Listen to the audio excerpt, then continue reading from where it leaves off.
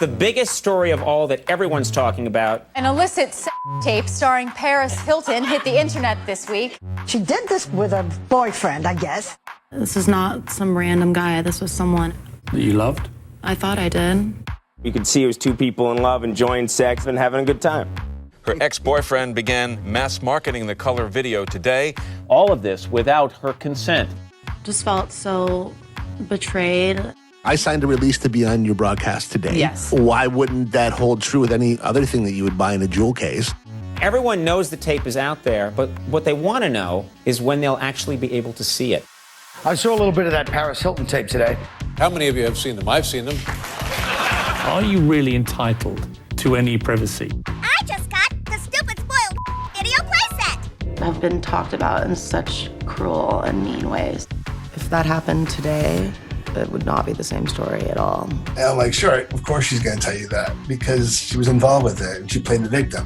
She's made $30, $40, $50 million off of it. You ever try to get a cut of the profits? No, I have not. Paris, you can sue me if you want. You know and I know what the truth is. Is it like a blackmail situation? I hate when people bring up extortion. If I say, I'd be very interested in acquiring your copyright, is that extortion? I know the business psyche of sales, and that is to prey upon one's weakness, and I love that.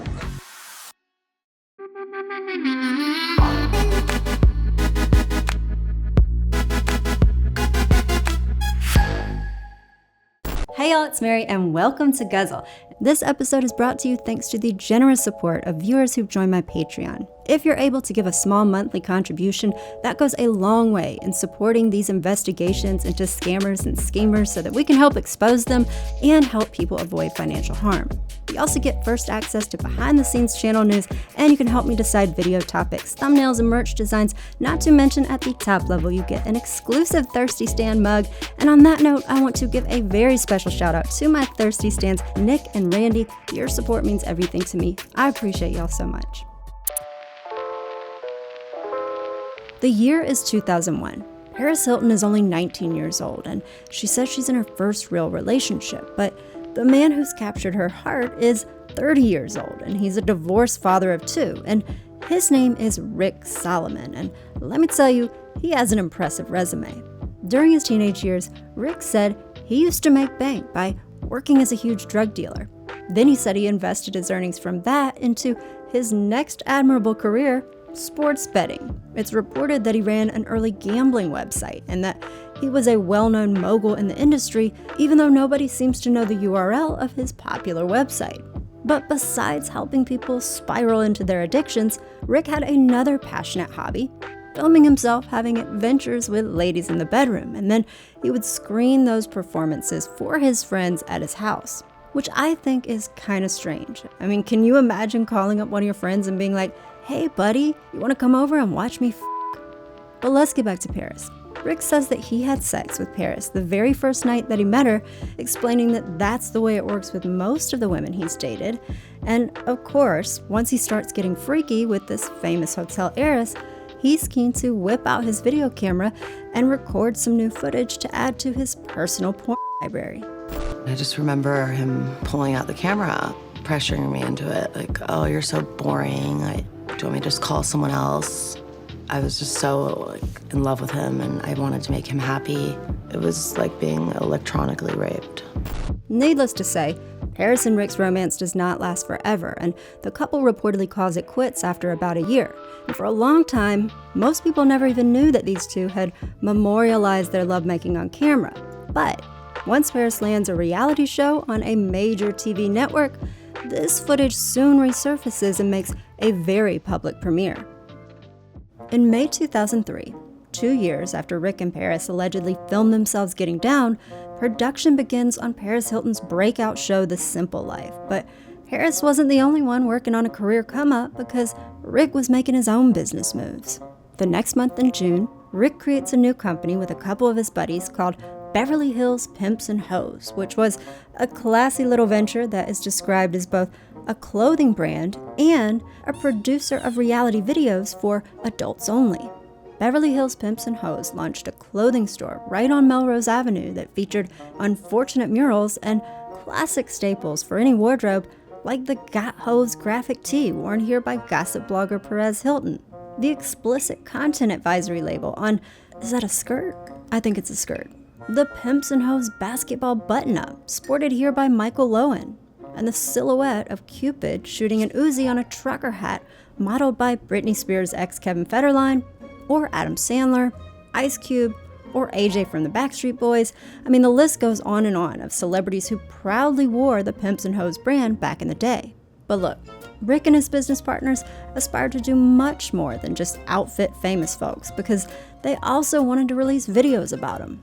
A rep for the group said, "These ladies' men have decided to use their, quote, pimp status in a socially constructed manner by creating a series of DVDs and videos that shed a scandalous, controversial, uncensored, groundbreaking, and behind-the-scenes light on, quote, the saddest, richest, and hottest girls of Beverly Hills."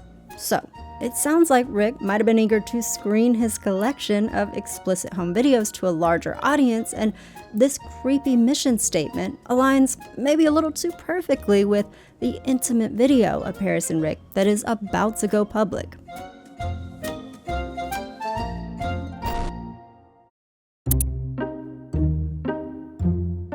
Now, the first media outlet to mention rumors about a tape of Paris and Rick was reportedly E! Entertainment, and if you watch my other video on Pamela Anderson, then you know that E! is the same network that first shared the URL for the website where Pamela Anderson's infamous tape with her husband Tommy Lee was illegally being sold. E! Entertainment is also the same network where both Pam and Kim Kardashian later scored their own reality TV shows. Keep up with the Kardashians. On E! We love you. If you can keep up with us. E! is also the same network that right around this time released a feature documentary called It's Good to Be the Hilton Sisters, and it is the same network where Howard Stern's raunchy radio talk show aired, which was about to score some exclusive interviews with the players in the story. So, E! Entertainment has its tentacles all over this drama, and it's making money at every touch point. Anyway, after the E! Network mentions that there might be a racy tape of Paris and Rick, New York Magazine reports in August that Rick has been telling his friends that he plans to sell the video on the internet. But when New York Magazine asks Paris about this, she insists there is no video, at least that she knows of. And she calls Rick a, quote, complete liar and scumbag, saying he is a very sick man. People love to talk shit because they're jealous. When Paris is giving these quotes to New York Magazine, she's actually on vacation with her new boyfriend, who is, wait for it, Joe Francis, the producer of the unscripted adult series Girls Gone Wild. And if you grew up in the early 2000s, then you unfortunately know what I'm talking about. Warning, this video contains adult content not suitable for children. So, given that Paris is dating the dude who started this company, it seems reasonable to assume that she's at least not opposed to this kind of explicit content. Next up in the timeline, we come to October of 2003, when a very revealing shot of Paris exiting a limousine makes its rounds on celebrity gossip sites and on pervy internet forums. But it's the timing of this shocking photo that led some people to question whether it may have been an intentional, bite-sized teaser foreshadowing the main show to come. That's because the very next month, a couple of news outlets suddenly received an unexpected file, a video of Paris and Rick having sex. Now this very not safe for work video is a 3-minute highlight reel showing the sexcapades of Paris and Rick, and it's just enough to prove that there is lots more footage where this came from. So, who sent the media this intimate footage of Paris and Rick? Well, the news said it came from a mystery anonymous donor who said they may be planning to sell the tape over the internet. The moment you knew this was all going to go public, how did you actually feel? I was in shock. I had no idea. My manager told me, Entertainment Tonight just called. They have 30 seconds of you with your ex-boyfriend having sex. People magazine reported socialite Paris Hilton is now starring in an amateur film, much like the infamous Pamela Anderson-Tommy Lee marriage tape. Overnight, my entire life changed. After this news breaks, Paris's team immediately hits up the press to respond. Her rep tells the New York Post, This was something that she did with Rick while they were dating, and it was something that was intended for their own personal use. This tape was never intended to be viewed by the public. Paris's parents, Kathy and Rick, also clapped back, making it clear that they're ready to go after anybody who tries to drop this video. They said the release of a private tape between a younger girl and her older boyfriend is more than upsetting. The Hilton family is greatly saddened at how low human beings will stoop to exploit their daughter Paris for their own self-promotion. Anyone in any way involved in this video is guilty of criminal activity and will be vigorously prosecuted. Hilton fights release of sex video. Paris's rep said it's very obvious that whoever did this is doing it to hurt her.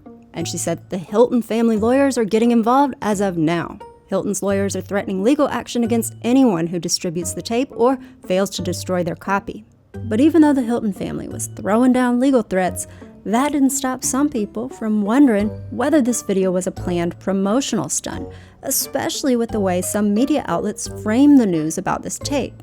For example, the New York Post ended its article on the video with a separate, off-topic anecdote about Paris Hilton showing up to a nightclub and then blotting her lipstick on a paper towel that she handed to a stranger and said, "Here, keep this. You might make a fortune with it one day." Which feels a little like subliminal messaging, scripted perhaps by a publicist. After the news teased the possible release of this explicit footage, the next month, on November 7, 2003, a strange new website called sexbrat.com posts a press release. It announces that it's gotten its hands on this footage of Paris and Rick from a source who is close to Rick, and it says it's going to be sharing the video online as part of a 45-minute documentary about the couple called Paris and Rick in Paradise, and it says that viewers are going to be able to watch that for a pay-per-view fee. The press release also manages to give a nice plug for Paris's upcoming show, saying Paris is scheduled to debut in December as the star of a new Fox network program, The Simple Life.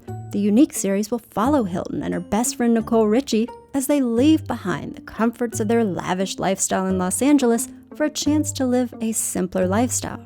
So, you're probably thinking, okay, who is behind this sexbrat.com site? Well, this is where we circle back to the savage scammer that I covered in my previous episode on Pam and Tommy's tape, Seth Wachowski. If you didn't watch that video, let me catch you up.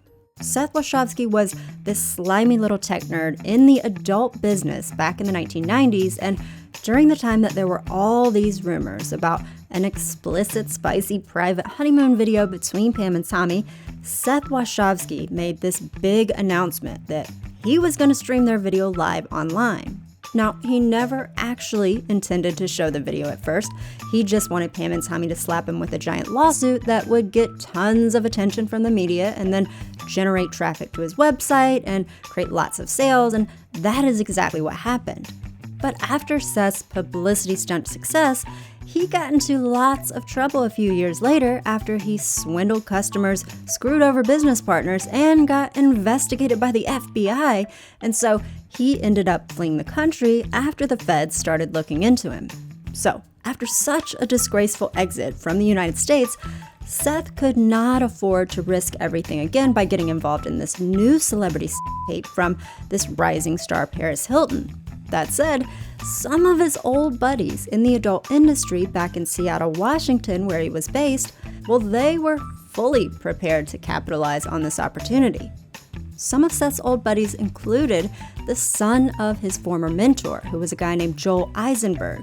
This was a dude who had pioneered the phone sex business back in the 80s, and Seth had worked for him when he was only 17, despite the fact that he wasn't even old enough to legally call one of those adult numbers. But this old mentor of Seth's, Joel Eisenberg, was a guy who had pulled off legendary publicity stunts and who also got in trouble with the IRS for hiding millions of dollars in offshore accounts. So, needless to say, Seth had expert training in the art of scamming from this Joel Eisenberg guy.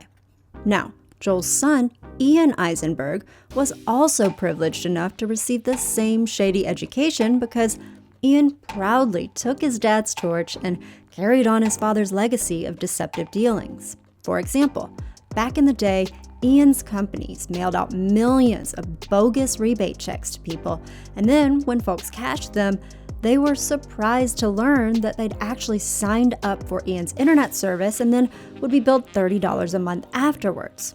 Of course, that led to lots of people getting pissed off, making complaints, and the Federal Trade Commission fining Ian for deceptive trade practices. So, as you can see, this guy, Ian Eisenberg, was bred to be a dodgy con man, and so he was the perfect fella to step up and take Seth's place now that he was out of the picture. Ian teamed up with the attorney from Seth's old company, IEG, along with a couple other guys in the adult business, and together they formed an impressively experienced team of hustlers ready to cash in on the news of Paris Hilton's explicit tape.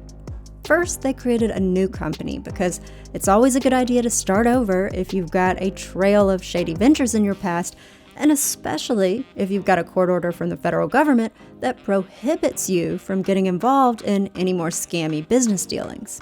These old buds of Seth's create a brand new virgin company called the Marvad Corporation. Next, Marvad needed a fresh face to promote their young venture, and so they recruited a guy with a proven track record of marketing adult products in the most effective way possible, this guy. I know the business psyche of sales, and that is to prey upon one's weakness, and I love that. This Guzzle episode on Paris Hilton is actually part of a series of videos on this channel that is called Kardashians Exposed. This series is a deep dive on the shady history of the Kardashian family, exposing how they tricked their way to fame and the many lowdown scams that they have committed along the way. We've already spilled pots of tea in this series so far, so if you have not watched the other episodes yet, then trust me, you are going to want to catch up. So if you want to start at the very beginning of the Kardashians Exposed playlist, then you can find a link to that first video in the description down below. Alright, enough with the announcements, now let's get back to the video, y'all.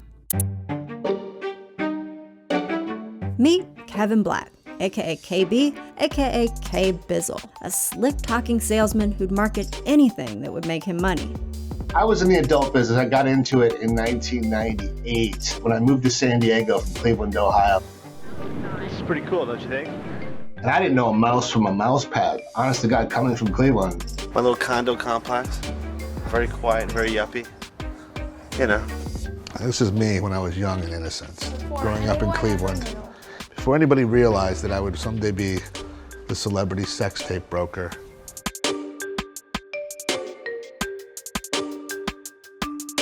So next thing you know, I quit my job, got in the business. Started marketing a bunch of different adult websites, from toys to enlargement pills. You name it, I sold it. You know, snake oil. Kevin has said, "I'm a hustler. That's what I've been doing since I was born. I've had over 150 jobs in my lifetime. I've sold aluminum siding, I've sold cell phones, I've sold porn, but there is nothing like selling celebrity dirt." I got in the sex business because you know what? This is the only thing I know that's recession-proof. And that's why I'm here to talk to you today about Herbal O and the virtual sex mall. So what we do at Herbal O, we have a great line of sex tonic drugs. I hesitate and call them sex drugs because drugs are illegal to sell over the internet, but what we have is something unlike anything else. I got this product, and it makes your larger. Everybody out there, every guy I know, thinks they could have a couple extra inches, right? How many of you guys have a big See, not many of you guys are raising your hands. If you don't have something, if you want something, and you've got that deep in your self-conscious that you might be inadequate down there, I know I would like to prey off the psyche of most people. Hey, we're here to make money, right? I'm not gonna bull. It's a great program, and it works. It converts great. Penis Pros is really something I recommend to everybody out there to get because, like I said, the psyche of preying upon guys who feel inadequate, and I love that. That's Kevin talking at a conference for businesses in the adult industry and trying to get them to sell penis pills on their website for an affiliate commission. Now, did the pills work? It didn't really matter because, as Kevin told the New York Times, who is going to take a penis pill maker to court and go in front of a jury of their peers to say, "I bought a bottle of pills to enlarge my penis and they didn't work"? the adult sites that Kevin worked for would also add bogus charges to customers' credit cards, hoping that the customers would be too ashamed to contest the extra charges because then they'd have to fess up to their original purchase. So, clearly Kevin's lack of a moral compass made him very well qualified to join the team of Seth's buddies and promote their new venture Marvad Corp, especially because Kevin was so incredibly well connected in the adult industry. What's up, buddy? This is my brother. See, Kevin Blatt worked hand in hand with his brother Darren Blatt, aka D-Money, who was also an early internet marketer who specialized in adult content. Darren's website, dmoneyshow.com, was the crossroads for adult websites who were looking to earn an income from their visitors by putting ads on their site, and for growing adult businesses who wanted to find those affiliate marketers to push their products and their memberships for their video sites in exchange for paying out a cut of each sale. Darren and Kevin Blatt also produced legendary events for the players in the industry who were colonizing the expanding frontier of online porn. The Blatt Brothers events included the appropriately themed Players Ball and the Pimps and Hoes Ball, and they also featured top-name acts like Snoop Dogg and Ice Cube. Flavor Flav, y'all, goddamn. Flavor Flav! That's a motherfucking legend! When you throw an undertaking of this nature, I mean, this is a big show. It's a big production. This is D-Money. Run things every time. D-Money.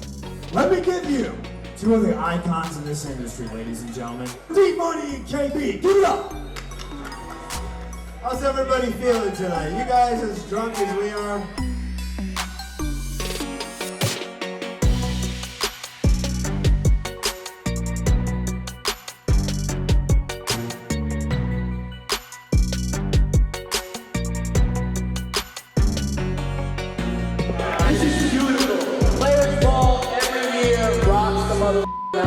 Play ball. Vegas, baby. Vegas. Vegas. The Blatt Brothers had their slimy fingers on every revenue-earning and networking opportunity that the online adult industry offered. So you can see it's no wonder why Marvad tapped KBizzle to be their publicist for their cash grab around the Paris Hilton tape. I had some friends that weren't allowed to really be in the internet business or telecom business based upon some prior activity. Let's just say they were wanted by some people. The guys that had called me up that got the tape initially were friends with a guy named Seth Warshofsky. After the Pam and Tommy Lee tape came out, my friends got a hold of this Paris Hilton thing and approached me with it. They called me up one day and said, hey, we got this tape of this socialite, her name's Paris Hilton, and we really want to put it out, just like our friend Seth did with the Pam and Tommy Lee tape. We were going to do kind of the same thing. They said, look, somebody came to us, this guy named Donald Thrasher. He's roommates with a guy named Rick Solomon. As we call him, Rick the Dick. He's the dick in the actual film. And he's banging this girl named Paris Hilton. Have you ever heard of her? And I'm like, no, it doesn't ring a bell. I'm like, who the hell is Paris Hilton? I did know actually people that were partying with her. She was a bad girl back in the day. Kevin also said in another interview that when his Marvad friends asked him whether he knew Paris Hilton, he said he realized that he'd actually run into her before and told him, I met this the other night. She fell out of this car with Erica, a penthouse pet I know. Which makes a lot of sense, seeing as Kevin and his brother Darren were huge players in the Los Angeles party scene, and so was Miss Paris Hilton at the time. So it almost seems hard to believe that he never would have heard of her. But as you're gonna find out, Kevin likes to share many different versions of history. It's almost like he chooses his own adventure every time he pretends to tell the truth. And on that note, let's go back to that sketchy story about how Marvad said it got this tape of Paris and Rick, because Kevin says they didn't get the tape from Paris, they didn't get it from Rick. No, he says they got it from Rick's old roommate, Donald Thrasher, and that Thrasher promised everybody at Marvad that he totally had permission from Rick and Paris to sell the rights to this tape, and apparently Marvad told Thrasher, well, if you promise they gave you permission, then that's good enough for us. Kevin says that Marvad told him to go meet with Donald Thrasher, make sure the tape was legit, and that if the real Paris and Rick were actually on it, then Kevin should sign a deal with Thrasher for the rights, which Kevin says he does.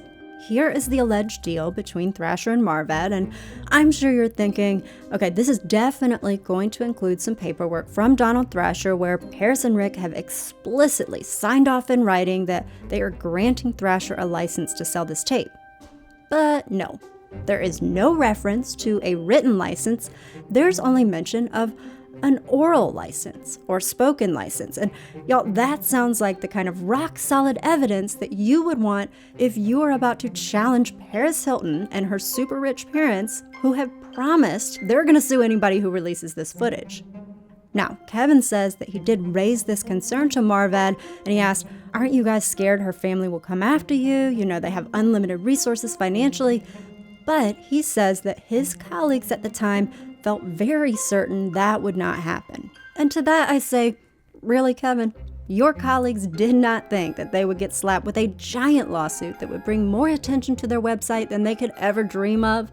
You're trying to tell me that Marvad's attorney, Derek Newman, who was the same attorney who had represented Seth Wachowski's company IEG after Pam and Tommy immediately sued them when he aired their tape without their consent on the internet, you're trying to tell me that our old buddy Derek did not think that the Hilton family would try to sue. I mean, it is honestly impressive that he could keep a straight face while he trolled everybody with this BS, but I guess that's the upside to not having a conscience. Kevin was quoted in countless news articles back in the day, always insisting that Marvad had the best of intentions and that they sincerely believed that Rick's old roommate Donald Thrasher had all the legal rights to sell this tape and that everything was totally on the up and up.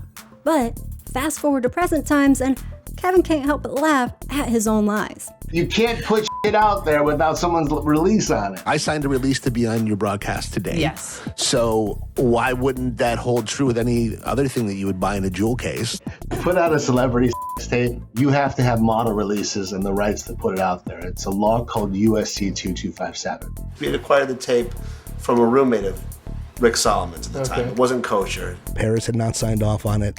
Rick had not signed off on it. And all we got was a story from Rick's roommate who said he's got the rights, he's going to do it for Rick. Whoever sold it to you, you know he's not in the videotape. You know he doesn't represent any of the people who are in the videotape.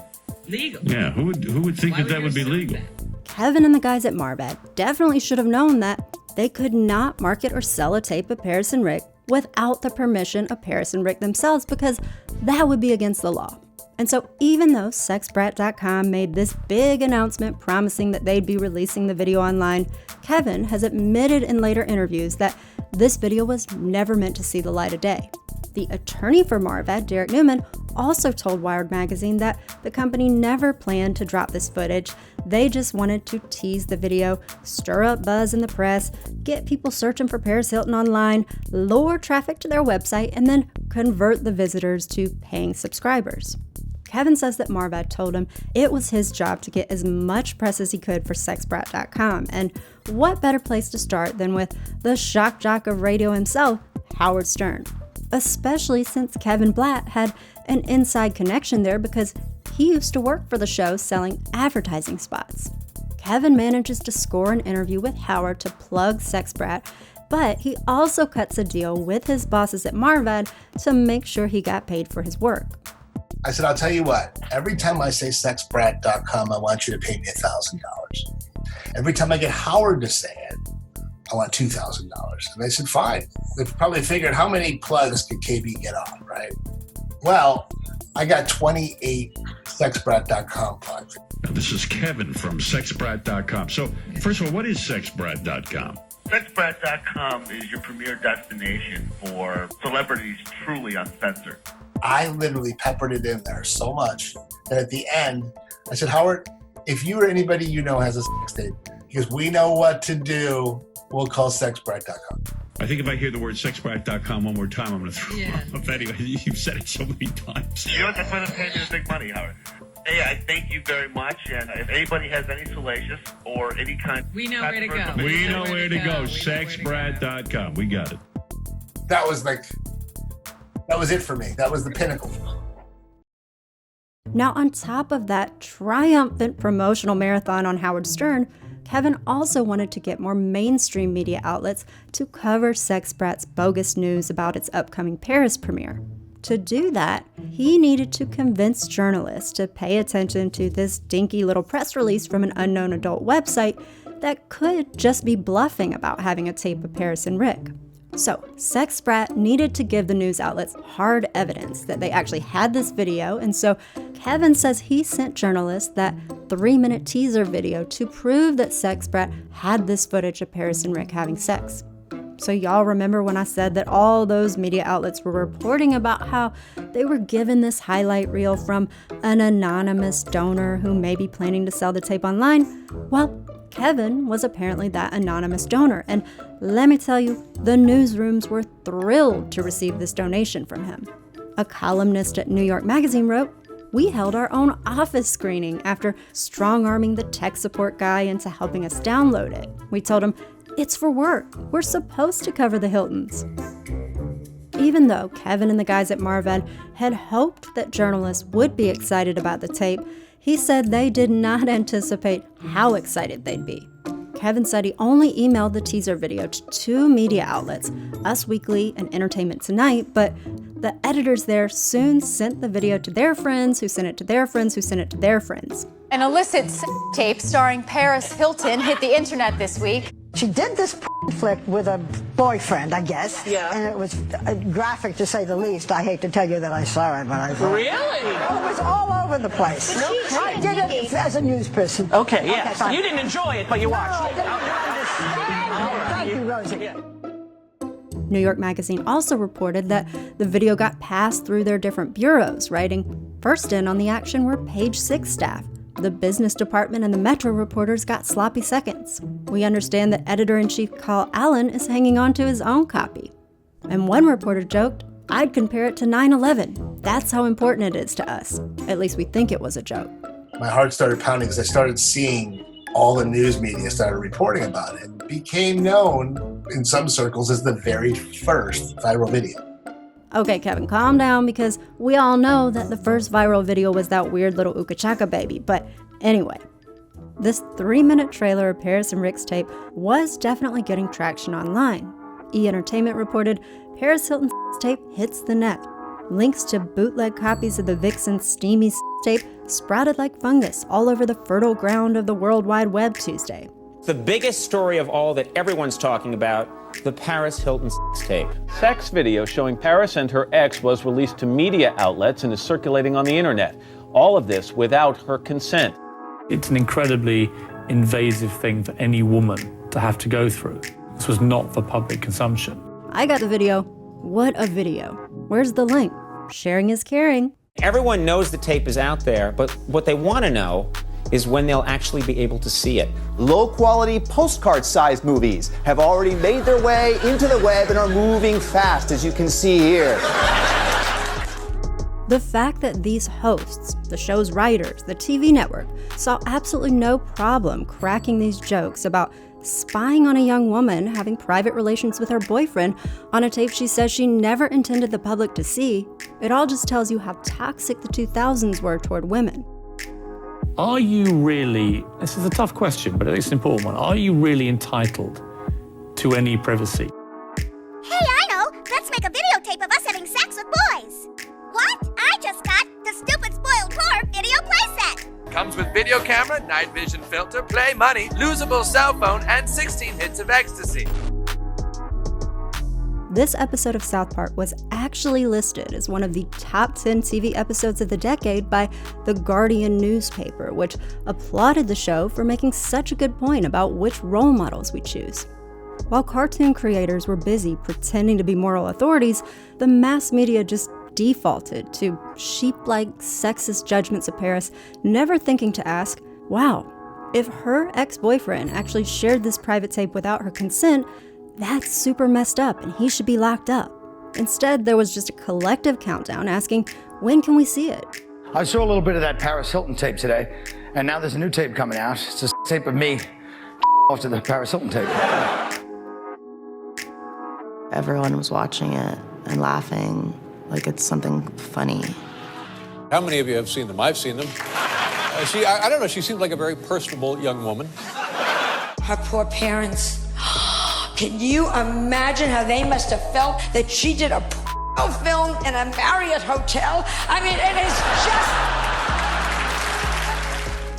It hurts that, you know, the media has made me into sort of this, like, punching bag or cartoon character, and they think that I don't have any feelings. I didn't leave my house for like months. I was so embarrassed. I felt like everyone on the street was laughing at me. What do you think about the Paris Hilton thing, the new tape? I'll tell you what it is. It's her doing exactly what she should be doing in show business. It's the first time that the words Paris Hilton and job have ever been used in a sentence. Didn't they steal it from her, though? Didn't they steal it out of her house or something? Like, I'm curious, why are we so fascinated by rich white whores? What is that all about? While the TV personalities predictably labeled Paris a tramp, while at the same time bragging about masturbating to her private tape like the pervy hypocrites they were, I didn't hear anybody dragging her ex-boyfriend Rick Solomon for being a dirty manslut. No, instead they just sling compliments his way. When's the last time someone stole a tape from your house? You notice every time there's one of these tape surfaces, it's always the guys with like the huge penises or the hot chicks that seem to be not so careful with their collection. Right. Oh, I see now Paris is no longer a rich white whore if we're talking about what a guy did. Now she's a super hot chick. Well, that was a quick transformation. It's actually insane, the degree of delusion that these dudes need to concoct to somehow warp themselves into heroes, even though we're talking about a grown man who possibly committed what's now known as a sex crime.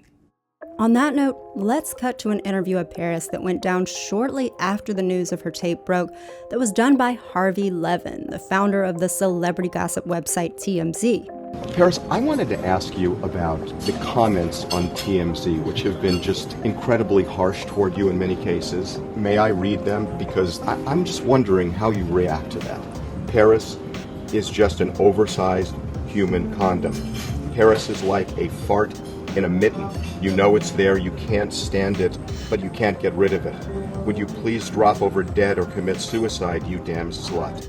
Does this stuff make you cry? Does it upset you to the point where you just lose it? I literally wanted to die at some point, so I was like, I just don't want to live.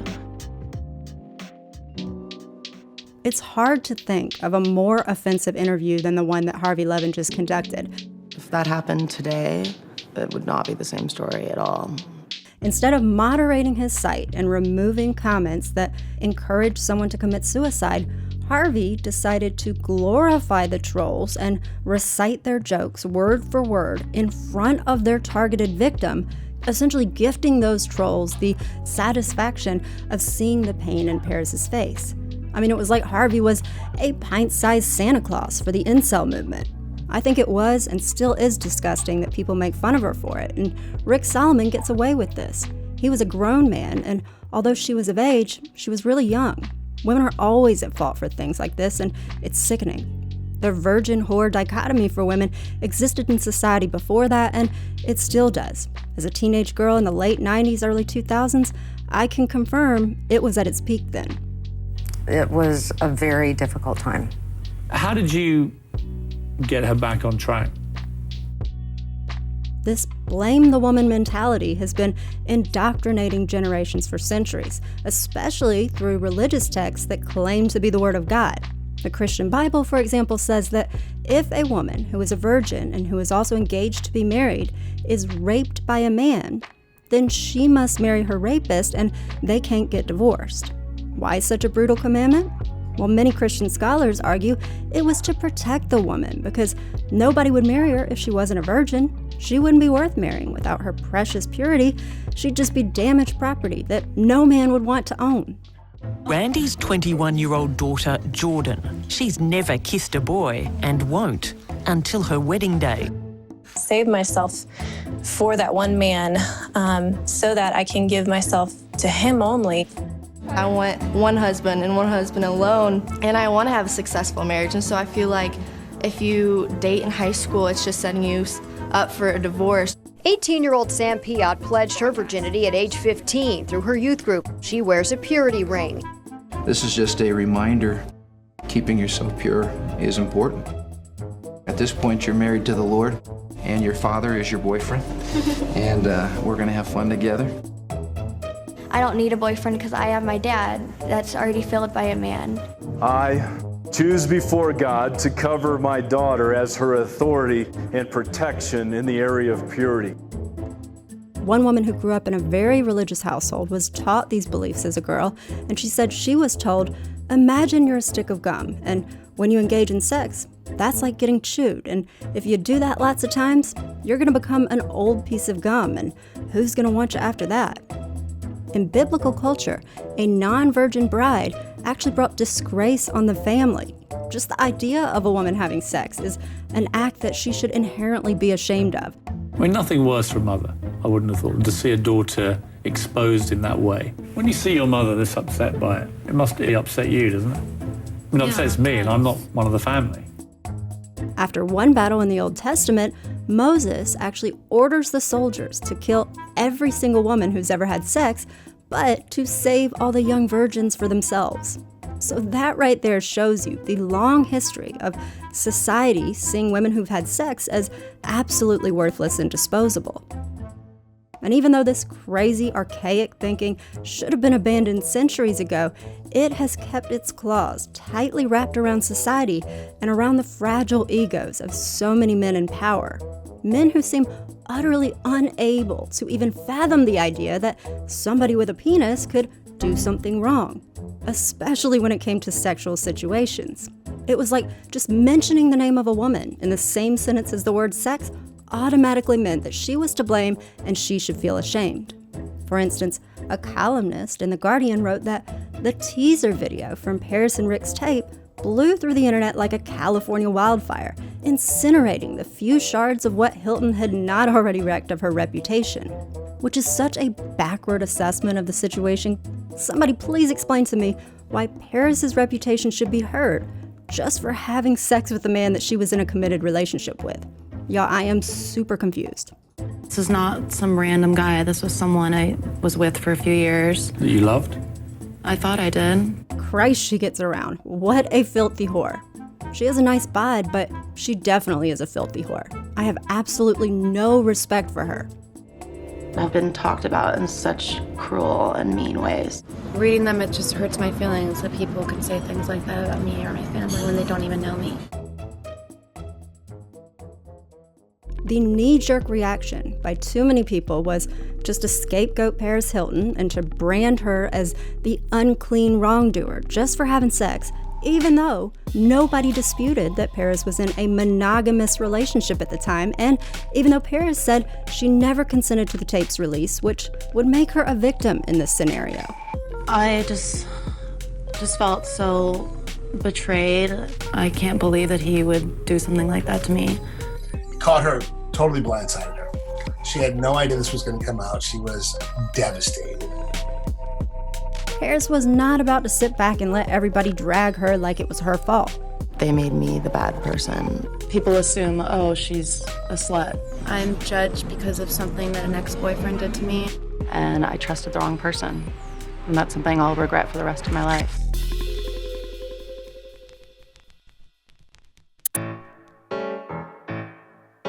After the 3-minute highlight reel of Paris and Rick's video was sent out to the media and then made its rounds online, Paris Hilton and her team made it very clear that they thought her ex Rick Solomon was the one who leaked the tape. Her rep was quoted in the news calling Rick vile and disgusting, and another source told the press that Paris was nearly comatose when the tape was being filmed, saying, "She is so out of it, you can see the whites of her eyes. She's so far gone, she is drooling. It is the most disturbing video I have ever seen." Well, as you can imagine, Rick Solomon ain't about to let those accusations fly, and so he claps back with a $10 million lawsuit against Paris Hilton, her parents, and her publicist for defamation, or for making false statements that damaged his reputation. This caused one writer to comment, excuse us for asking, but how can a person who operates a business named Beverly Hills Pimps and Hoes have his reputation sink any lower? Well, let's allow the attorneys for Rick Solomon to explain, because they came hard for Paris and her team. In the complaint that they filed with the court in November of 2003, they wrote, "This case arises from the unsavory tactics used by the powerful Hilton family to preserve the image that they have created over the years for their daughter Paris Hilton. By using high-priced publicists, the Hilton family has portrayed Paris Hilton as a privileged heiress, a cutting-edge fashion icon, and a larger-than-life Hollywood starlet. The creation and management of this facade has apparently paid off, as Hilton has become famous merely by acting famous and has been slated to star in a new television reality show on Fox. However, when this delicate facade is tested by an unpleasant truth, the Hiltons will do whatever is necessary to protect this phony veneer, even orchestrating a malicious and outrageous publicity campaign aimed at portraying plaintiff Richard Salomon as a, quote, criminal without any basis whatsoever, and as a rapist who took advantage of a sweet and innocent girl who had no idea what was happening to her.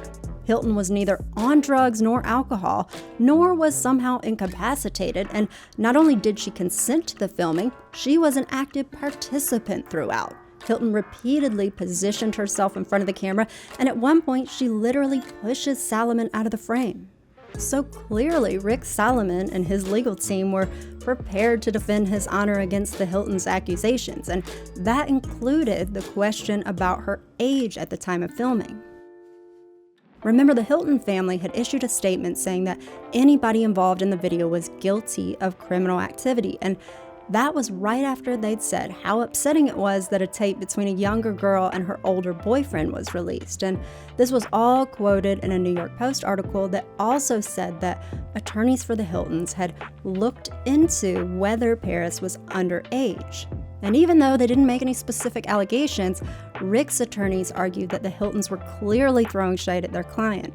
They wrote, "Defendants cleverly hinted to the press that there might be an issue as to whether Hilton was underage, which they obviously could have dismissed with one phone call and certainly without vocalizing it to a New York Post reporter for instant publication." But Rick Salomon and his lawyers were not the only ones concerned about Paris's age, because Kevin Blatt over at Marvad said that the idea that Paris might have been underage at the time of filming, quote, scared the shit out of them. The attorney for Marvad, Derek Newman, also said, "My client wants nothing to do with child pornography. We don't take these kinds of allegations lightly." Kevin also said, "These guys are very ethical, very honest about what they're doing." And he said that's why Marvad put everything on pause with their release, so that they could do their due diligence and find out whether their trusted source, Donald Thrasher, may have lied when he promised that Paris was old enough for this tape. And y'all, obviously this is a load of BS, because the time for due diligence to confirm Paris's age would have been before you signed a deal for the footage with some random old roommate. It would have been before you posted a press release on your website announcing that this footage was going to be dropped online, and it would have been before you sent a teaser video out to major news outlets. Marvad definitely should have confirmed Paris's age before all of that went down, and you'd think that Marvad's attorney, Derek Newman, would have insisted on that. But maybe he was more of a gambling man, because he told the news if Marvad had to make a bet, we'd bet she was over 18. Which is a ridiculous statement coming from a lawyer for an adult company, because Marvad could not just release this footage and then leave Paris's age to chance, seeing as by law, they were required to get solid proof of her age first. And that is something that Kevin Blatt straight up admitted on camera that he understood. USC 2257, which is the law that states that all the parties involved have to sign off that they're over 18 years of age and supply 2 forms of identification that proves that they're over 18 years of age. This federal law requires that producers of adult content verify the age of anybody that they show engaging in or assisting another person to engage in sexually explicit conduct. And the law specifically states that this age verification must be done by examining the IDs of every performer. And not only that, but producers are required to keep records proving that they've done this, and they must disclose exactly who has those records and where they can be found, and include that information in every piece of adult content that they release, so that if the federal government ever needed to drop by to investigate, they would know exactly where to look to find these records to verify that the law had been followed. But the best part of this federal law is that if a producer of adult content did not follow these record-keeping requirements, they could face jail time. So y'all best believe that Kevin and the crew at Marvad were not about to risk going to prison by dropping a video of Paris Hilton based solely on some flimsy oral promise from Donald Thrasher when the law required that they keep records of Paris's ID. I was very young at the time. They say I was 19, but I was not 19. And even though Kevin Blatt has insisted that Sex Brat likes to do everything by the book and it's conscientious about the law, I got some questions about that, because if Marvad actually checked Paris's age on her ID, then why did their attorney Derek Newman say that after Paris's team implied she was too young to film, he told Marvad to play it safe and pull the plug on releasing her tape? It makes you wonder whether Paris Hilton's attorneys may have hit Marvad up with a whole bunch of legal threats, reminding them of their obligations under Section 2257 after Marvad announced to the press that it was going to drop this tape, because Paris Hilton's attorneys reportedly got Marvad to agree never to air the footage of her and Rick and to destroy all copies of the tape, and in exchange, Paris promised not to sue Marvad. So what is the agreement now between you and Paris Hilton, that you will not show the tape? Sexbot.com will not be airing this tape in any way, shape, or form. So did she pay you for that? No. No, she proved to you that you don't have the rights to it. Correct. The original tape was not supposed to ever see the light of day because we didn't have the rights to put it out. Paris had not signed off on it, Rick had not signed off on it, and all we got was a bull story from Rick's roommate who said he's got the rights, he's going to do it for Rick. So, let's just recap up to this point. First, Marvad promotes a tape of someone having sex that they knew they did not have the rights to, but not only did they promote it, they shared it with news outlets, which caused the video to go viral on the internet. And despite all of that, Kevin says that Marvad is actually the victim in this whole situation. And you might ask, how do you figure that? Well, Kevin says it's because Marvad paid Donald Thrasher upfront for the video because they intended to sell it online and recoup that investment with plenty of profits on top of that. But now that they had to pull the plug on this release, they would never get the chance to show it to the public and make their money back. See, in the alleged license agreement between Marvad and Thrasher, Marvad agreed to pay Thrasher $50,000 in advance, and then they said they'd pay him 30% of the revenue from the tape. But like so many other aspects of this story, this don't make no sense. Why would Marvad pay Donald Thrasher $50K up front for a tape that Kevin admitted they don't have the rights to, that Kevin admitted was based on a bullshit story, and that under federal law could land them in prison? None of this adds up. But that doesn't stop Kevin from pretending that it does to any journalist that would talk to him. Kevin told Adult Video News that, unfortunately, Sex Brat is out a lot of money for the purchase of this tape. He told the Seattle Times, "We're the victims here because we're out $50,000. Why are you guys a victim? Well, here, Sexbot.com went out and actually paid some big money for this tape, and in good faith, really believed that this tape was going to be legal in every sense of a word, and that we wouldn't have any issues. We just really believed in our heart of hearts that everything was totally legal. You can't put out there without someone's release on it. Now, speaking of that alleged license agreement between Marvad and Rick Solomon's old roommate Donald Thrasher, this license agreement says that the reason that Rick and Paris filmed this video of themselves having sex was for the purpose of showing their, quote, friends and fans. But then it says that Paris started saying there was no video and dragging Rick in the press and calling him a lying scumbag, and because of that, the agreement says that Rick wanted to clear his good name and show that, yes, this video did in fact exist. But it says that because he was now married to the famous actress Shannon Doherty, who had starred in the hit series 90210, Rick Solomon could not just come right out and drop this tape under his name. And so the license agreement says that that's why Rick recruited his roommate at the time, Donald Thrasher, to put this tape out for him. And it says that Rick gave Thrasher the right to sell the tape.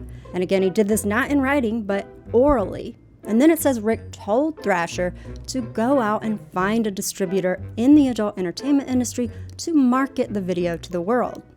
Now, believe it or not, Donald Thrasher appears to be a legit person, despite how the last name Thrasher seems conveniently on brand for a saga about a sex tape. Thrasher told the Associated Press point blank that he and Rick had an agreement to sell the video and that Rick gave him the rights and gave him the tape, period, end of story. Thrasher also went on a show called Celebrity Justice, which Harvey Levin from TMZ hosted, and on that show, Thrasher said that Rick gave him specific instructions, detailing ways that he could shop the tape around and get a deal with an adult distributor. Thrasher also said that after Marvad paid him that $50,000 advance, he turned around and gave Rick half of that money in cash. So clearly, Donald Thrasher was placing all of the blame on Rick Solomon and claiming that Rick was the puppet master setting this whole scheme up. Now, Rick aggressively denied this. His attorney told the New York Post that Rick had nothing to do with the sale of the tape, that he never got paid a penny from Thrasher, and that Thrasher was the one who secretly took the tape from Rick's house and then made a copy of it and then returned it so that nothing would look out of place. Rick also filed a police report accusing Thrasher of stealing the tape from him, and he told E! News that Thrasher stole the tape from a hiding spot in the ceiling of his closet. But in an interview with NBC, Rick said he had the video locked up in his safe at the time, which is a little hard to add up. I mean, I guess it's possible, but why would Thrasher steal this video from Rick in the first place? Well, of course, Rick says it was because his roommate Thrasher was obsessed with him, which is exactly what you'd expect someone to say who had a collection of personal porn videos showing himself having sex. Now, Rick said he didn't make a habit of showing his explicit home movies to other people, but he said he did make a rare exception one time, and he played this footage of him and Paris Hilton while his old roommate Thrasher was around, and he said it was strange that Thrasher was reciting the words to the footage as it played. He said, "I remember looking at him going, how does this kid know my tape so well?" But aside from Rick's claim that Thrasher was obsessed with him, maybe there was another reason that somebody in Rick's circle would have wanted to steal this video. Maybe when the news got around that Paris Hilton had landed this big reality show, somebody got to thinking about how that racy tape could be worth some money in the right hands one day. Somebody knew that she was about to blow up. It wasn't her, but somebody knew that she had this deal and knew that she was going to be a big deal. Maybe Thrasher got to thinking, Paris is about to become super well known and she might only get 15 minutes of fame. I mean, who knows how well this brand new reality show is going to go, and if it gets canceled after a few episodes and everybody forgets about her, this might be the only chance to cash in on that tape. So, is it possible that Donald Thrasher decided to sneak that valuable footage out of Rick's house and sell it for $50K behind his old roommate's back? Well, there are definitely reasons to believe that Thrasher had the sleazy character flaws necessary to stab his friend in the back. See, many years later, Donald Thrasher ran for political office in Kentucky, and during his election, an anonymous mailer mysteriously was sent out to voters with a long list of claims about what a scummy dude Thrasher was. This mailer listed that he avoided paying taxes for years in multiple states, that he had 8 restraining orders out against him, which he later confirmed was true, that he had several warrants out for his arrest, and that he was accused of selling a stolen tape. This mailer also brought its receipts and detailed a bunch of sources, and so if you believe its allegations, then you might think that Thrasher sounds like the kind of con man who would betray his friend Rick and trick Marvad with a fake story so that they would think he had the rights to this tape and then cut him a big fat check. But speaking of that check, let's get back to Marvad. After Marvad paid Thrasher that advance, they said, look, we didn't pay that $50K for nothing, and now that we promised Paris Hilton that we're never going to show this video to anyone, we want our money back from Thrasher, and we want to get to the bottom of who's lying. Kevin tells the news that Marvad has done some due diligence and discovery lately, and that it now believes that its deal for this footage of Paris was not only done without her consent, but that it was done dishonestly. Now all of a sudden, Marvad said that it thought Thrasher had not told him the whole truth about who had the rights to the tape, and Kevin said that Marvad's attorneys were looking into the paper trail to find out whether Thrasher was lying or whether Rick tricked Thrasher to get him to sell the tape on his behalf. Kevin said Thrasher could have been set up. He could have been the front guy who was taking the fall, but we'll see how it turns out. Ooh, that sounds like a cliffhanger. Now, Marvad was not the only one, though, who was accusing Rick of being the con man in this story. There is a video of Paris Hilton with her sister Nikki while Nikki talks on the phone with Donald Thrasher, who says he was totally played by Rick when it came to this deal. Now y'all, I am scared to play this video footage for you on YouTube because this footage came from a storage unit that Paris used to rent, but then she forgot to pay the bill for the unit, and after her stuff got auctioned off, it of course ended up online and lawyers got involved, and YouTube channels that shared videos from that storage unit started getting terminated without warning. So we ain't gonna risk that here, but I am going to dub some of the highlights from that video for you. In this video where Nikki Hilton is talking on the phone with Donald Thrasher, Thrasher says, "You guys know that Rick is a manipulator." Nikki says, "I know," and she tells Thrasher, "Paris and I know that you're a good guy and that Rick used his evil influences on you." Thrasher agrees, and he calls Rick a criminal, saying, "He tricked me, and I apologize for everything. I've been duped, manipulated. I'm not a saint, I'm not an angel, but I'm not a bad person either." Then at one point, Paris, who is sitting silently beside Nikki, whispers to her sister to say, "Rick's a con artist." And Nikki repeats that on the phone to Thrasher, and Thrasher goes on to say, "Look, I feel bad about the whole situation. I'm willing to help you because I feel bad that I was involved." And he says he'll get up in court and testify against Rick. Eventually, the call comes to an end after Nikki thanks him and says she's going to call him later so that they can get together for lunch the next day. And after she hangs up this call with Thrasher, who clearly let the Hilton sisters know that he would go against Rick with them, Paris finally talks out loud saying, "Oh, Now y'all, the video of this phone call only shows us Paris and Nikki's face. We can't see Donald Thrasher, but we hear this voice coming from the phone, so how do we know it's really him? Well, let's do a quick little voice analysis, and I know y'all can't hear the voice, but I'll tell you, it's a little nasally, kind of high-pitched, and he has a noticeable stutter. Now with that in mind, let me show you a video where Donald Thrasher is talking and we can see his face. They're not taking those 9 names, they're just appointing one person. That person's not even supposed to be on the board. Now I am not a voice expert, but I can tell you it sounds like the same person. So if this was Donald Thrasher on the phone with Nikki Hilton, then that is a big twist because I have no reason to believe that the video of this call was not authentic. I mean, it came out with lots of other media from Paris' storage unit that she would have never wanted to see the light of day, including footage of her being super racist, which we'll get to later, but all of this makes me think that Thrasher might be telling the truth in this call with Nikki, where he is claiming that he was the victim of Rick's trickery and that Rick duped him into trying to sell this tape to Marvad. But what I want to know is, how would Rick even manage to manipulate Thrasher into doing something like this? Well, Thrasher also says in this call that he was using hard drugs while he was hanging out with Rick because Rick had a serious substance problem himself.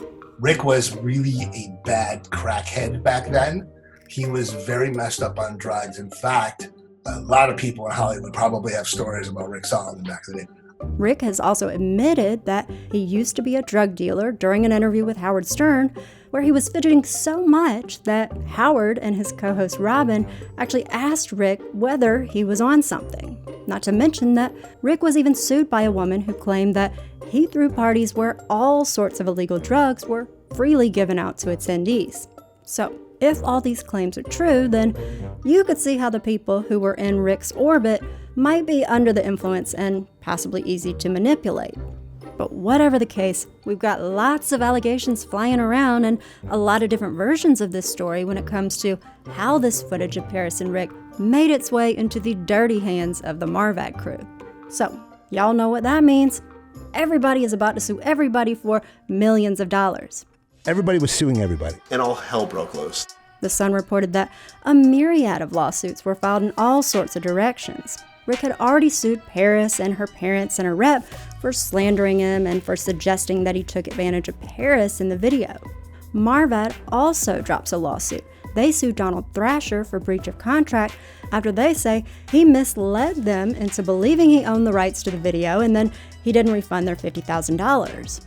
But then Marvad gets sued by Rick Solomon, who says he never gave him the legal right to sell this tape that he filmed and that he owned the copyright to. Paris Hilton's attorneys also went after Marvad for trying to sell this tape without her permission, and they already convinced Marvad to pull the plug on her tape without ever needing to file a lawsuit. Donald Thrasher gets sued by Rick, who says Thrasher stole this video from his house and then sold it to Marvad without his consent. And Kevin Black claimed that he was sued by everybody in this story, but he's a little sketchy on the exact numbers. I end up getting served by the Hilton family and Paris and Rick Solomon, each suing me for $10 million. Got sued for $20 million by the Hilton family, by Rick, by everybody came after me for $20 million. I don't know why $20 million. If you don't have $20 million, you shouldn't worry about getting sued for $20 million. I made a game of it, like when every time they would stand outside my door to try to process serve me, I'd hop out my back window, I'd run. I evaded them for 2 months. Y'all look at that. Kevin wants to make himself look like a badass in this story, but you need to get your details straight.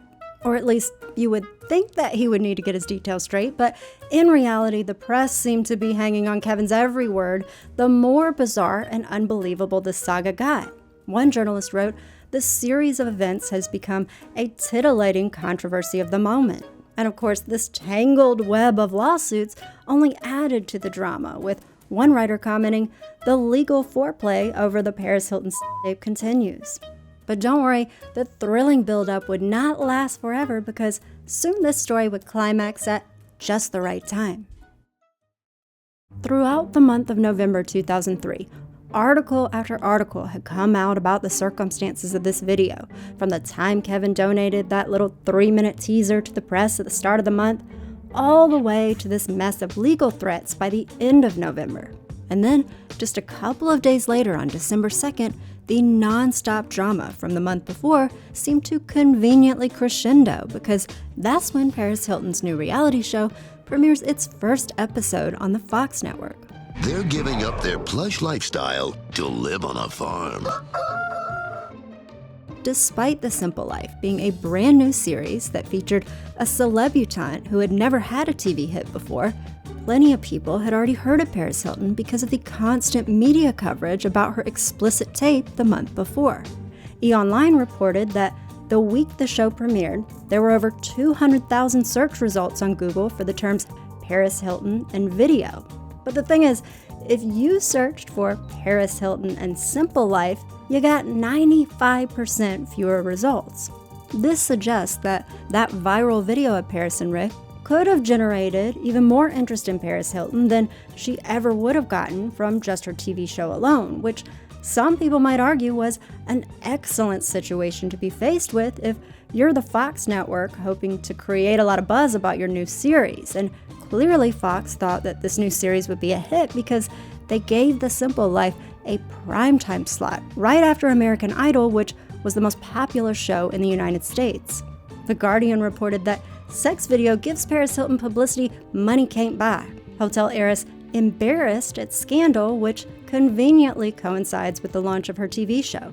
But Paris had another big debut alongside her reality show because on December 6th, just a few days after The Simple Life premiered, Paris Hilton hosted Saturday Night Live, where she did not shy away from all the news about that explicit tape. I've had a great time this week. It's been very exciting to do live TV because there are no tapes whatsoever involved, and that makes me very happy. The curious alignment of all this tape news with Paris's appearance on SNL and the debut of her new TV show got some folks asking whether these events were a little too perfectly coordinated.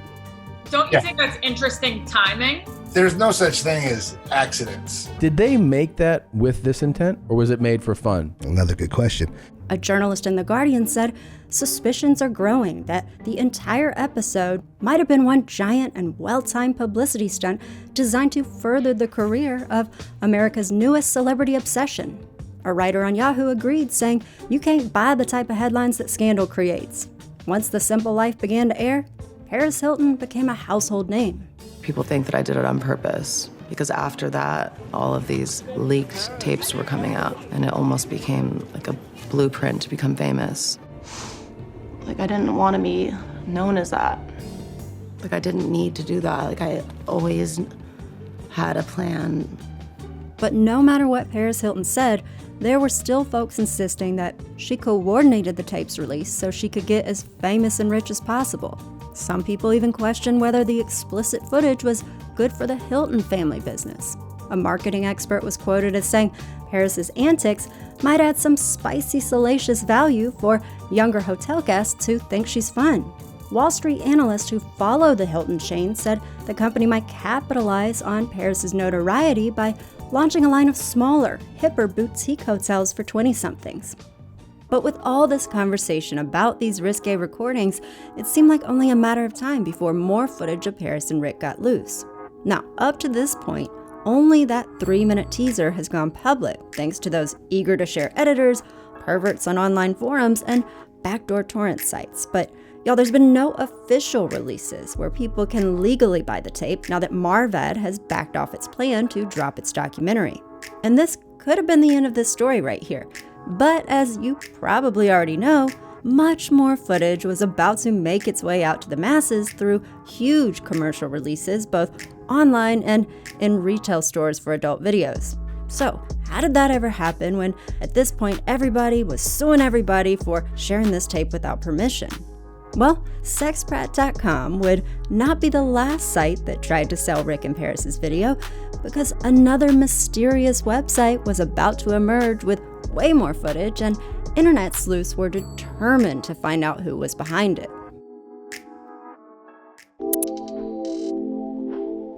Welcome to the home of trustfundgirls.com. This empty site appeared on the web on December 18, 2003, and within a couple months, a gallery appears featuring very not safe for work freeze frames of Paris and Rick, along with a bunch of fresh sales copy.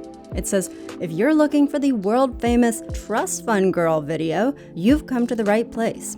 This video is more than 10 times longer than the illegal one traded around the internet and shows the original Trust Fund Girl in her rarest, hottest moments ever caught on tape. So obviously whoever wrote this was being very careful not to use Paris Hilton's name when marketing this video, which featured 37 minutes of footage of Paris and Rick at higher quality and with better lighting than the viral teaser video and with more, quote, action scenes. TrustFundGirls.com was selling this so-called upgraded film for $50, and that would let buyers watch the video up to 5 times in 5 days. Now, immediately after this mystery website starts hawking this footage, Paris files a lawsuit against a company named Kahatani Limited in early February 2004. In this suit, she claims that Kahatani broadcast a 45-minute video of her and Rick online, and so she slapped them with a $30 million lawsuit for illegally sharing the video, for violating her privacy and publicity rights, and for causing her severe damage emotionally and financially. And those damage claims are totally justified if somebody was selling this footage of her without her permission.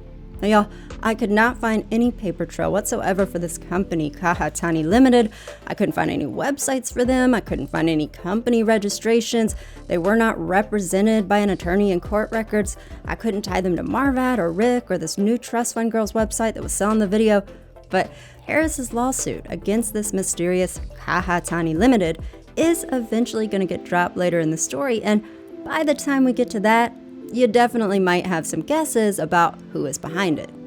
But for now, let's get back to that strange new site, TrustFundGirls.com. Whoever launched this site was ready to market it to the public, and what better audience to target than the mostly male listeners of Howard Stern? It was a unique Venn diagram of folks who were just as obsessed with sex as they were deprived of it, and who had no problem whatsoever with demeaning women. In mid-February 2004, a mystery man, going only by the name of Mike, hits up Howard to share the news about his new online venture. E! News reported TrustFundGirls.com had its nationwide coming out party last Wednesday on Howard Stern's radio show. Stern raved about the picture quality. Adult Video News wrote, there's a new and improved version of the infamous amateur tape starring Rick Solomon and Paris Hilton in circulation, available only at TrustFundGirls.com. This guy who calls himself Mike tells Howard that he owns the rights to the video, but he doesn't give up many other details. He won't give his real name, he won't say how he got the video, though he does say he did not get it from Donald Thrasher, and he won't say whether Paris and Rick had anything to do with this new Trust Fund Girl site. And as far as Paris's lawsuit against Kahatani Limited, Mike said that had nothing to do with him. Well, after this mystery Mike guy drops this bomb that now there's a high-quality, well-lit, 37-minute video of Paris Hilton available for any heartless horn dog to buy online, the web goes crazy, downloading Windows media players so that they can view this tape and forking up $50 for their 5 days of viewing so that they can schedule their work week. But Mike's interview with Howard did more than boost sales on trustfundgirls.com, which, by the way, was reportedly making up to $2.5 million per day. His call to the radio show also grabbed the internet's attention in another way. It got him asking, who was Mike? People wanted to know who was behind this new enterprise, especially after all the legal drama that had surrounded this tape in the news for so long. So soon a group of web sleuths from a site called wooba.com decided to use their hacker skills to track down the creator of trustfundgirls.com. Wooba discovered a secret European server that was attached to the site through a web portal that was accidentally left open. Whatever that means to you techie folks who are watching. But the bottom line is that this server that they found showed them details about who owned the domain trustfundgirls.com, and the name they saw for the owner looked very familiar. It was Jim Solomon, who, as it turns out, is the brother of Rick Solomon. Now, this is not the only website that appears to have been set up by Rick's bro, though. I found a blog created around the same time by a guy named James, and if you don't know, Jim is a nickname for James. The first post of this blog says, "Welcome to the Paris Hilton sex tape news site," and it shares any news article about Paris Hilton that might attract traffic to its banner, where it plugs over 37 minutes of rare and never-before-seen footage with a link to a video file called Trust Fund Girls. So at this point, between this blog and the story that the Wooba sleuths dropped cracking the code about Rick's brother owning the Trust Fund Girls site, it becomes very obvious that Rick was intimately involved in releasing the full version of this video online, and so Rick is forced to go on a public confession tour. A few days after Wooba's report, Rick talks to a show called Celebrity Justice, hosted by our buddy Harvey Levin, where Rick fesses up to releasing the full version of the tape online, but he insists that he didn't have anything to do with the leaking of that original 3-minute teaser that the news media got. Instead, he says he only decided to make the tape public after the Hiltons badmouthed him and suggested that he drugged Paris and took advantage of her. He said, "If they want to play dirty with me, I'm going to play dirty. I've got 1 million tapes. I'm going to bury them, and everybody can see it and enjoy it and see that this girl was a willing participant." Now, it is also worth pointing out that it was only a few days after the Hilton team dragged Rick in the press and blamed him for that original teaser video that Rick registered himself as the copyright owner of a home video recorded in 2001. So obviously he wanted to make sure he staked his claim in this footage that was clearly set to become a valuable commodity. My friends told me years ago, before I was even anything, he said he knew I was going to be famous and he was going to film it. Make a lot of money. So he knew. You're like obsessed. You always film me. After the Wooba story broke that Rick Solomon's brother was actually behind this Trust Fund Girls site, Rick doubles down on his claim to the footage, saying, "It's my tape. I own it. I filmed it. I have this thing set up in 17 different jurisdictions from India to Amsterdam to London." Rick insists that he is the only one who owns this footage, but lawyers told the show Celebrity Justice that there was no way that he could legally sell this tape if Paris had not given him permission. Now that said, let's not forget that this website, Trust Fund Girls, was set up across seas, which makes it extremely difficult to shut down because US courts have very little control over people in other countries. That could explain why Rick said he'd be surprised if he got sued by anybody for the site. He said, "Paris knew people watched it. She knew I showed it to people. There were never any objections. She showed it to a couple of her friends, you know what I mean? And she wanted to make sure that she looked good. Not for her, but for other people too." And let me just say right here, just because Paris participated in making the video and she wanted to look good on it, and even if she chose to share it with a few friends, that does not in any way mean that she gave permission for everybody in the world to see it. But that doesn't matter to Rick because he went on the Howard Stern show around this time and said, "I don't feel any guilt about it. It hasn't really hurt her, and now I'm capitalizing on it. Everybody said I did this tape, everybody thought I did it, and so I figured I might as well just make a ton of money and go surfing. You know, in the beginning they said that I raped her and she was incapacitated and you couldn't see the whites of her eyes. And, you know, I have a full color version on trustfundgirls.com, trustfundgirls.com. You can see it was two people in love enjoying sex. Everybody has sex and, it's, you know, two people very much in love and having a good time. It was like being electronically raped. I don't think about it.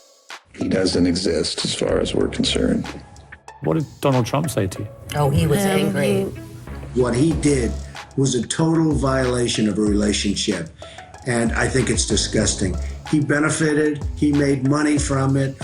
What he did should not be allowed. You know, right before my Simple Life comes out, like a week before, 2 weeks, I don't know what it was, like he planned it so it would be just in time to get a lot of press or whatever.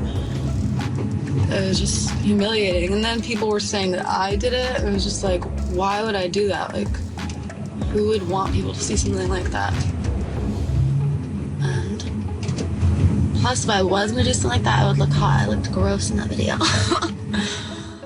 Now, one person who enjoyed this footage of Paris and Rick, who might surprise you given her history, was Pamela Anderson.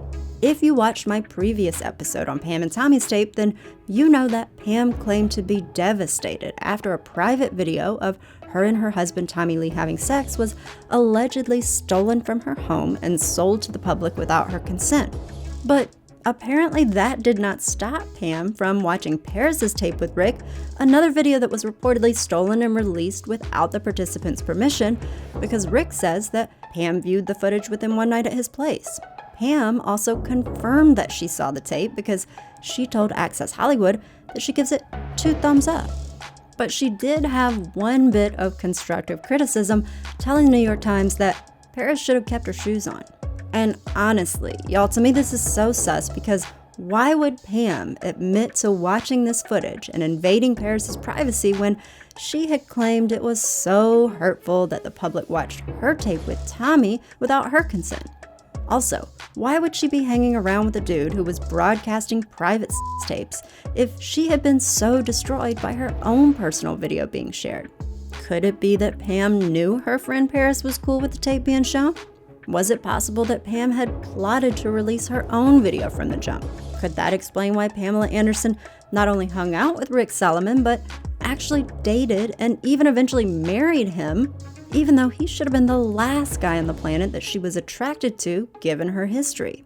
It don't add up, and I have lots of questions, but anyway, let's move on to the pots of tea left to spill in this story, because if you thought there were a lot of shady collaborations going on in this video so far, y'all just wait, because Rick Solomon is about to join forces with the Blatt Brothers, and together this crew of clowns is gonna take this footage of Paris to an unbelievable new level.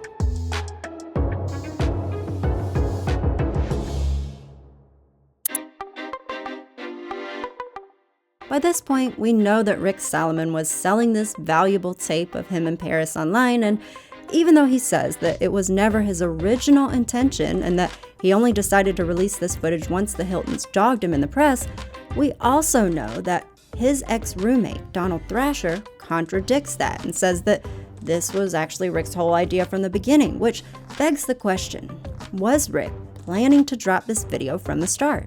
Could he possibly have had connections with the Blatt Brothers before this footage was filmed? It doesn't seem like the craziest idea that a guy who created an adult company called Beverly Hills Pimps and Hoes might have bumped into a couple of brothers who created a Pimps and Hoes ball for players in the adult industry and who also lived around Beverly Hills.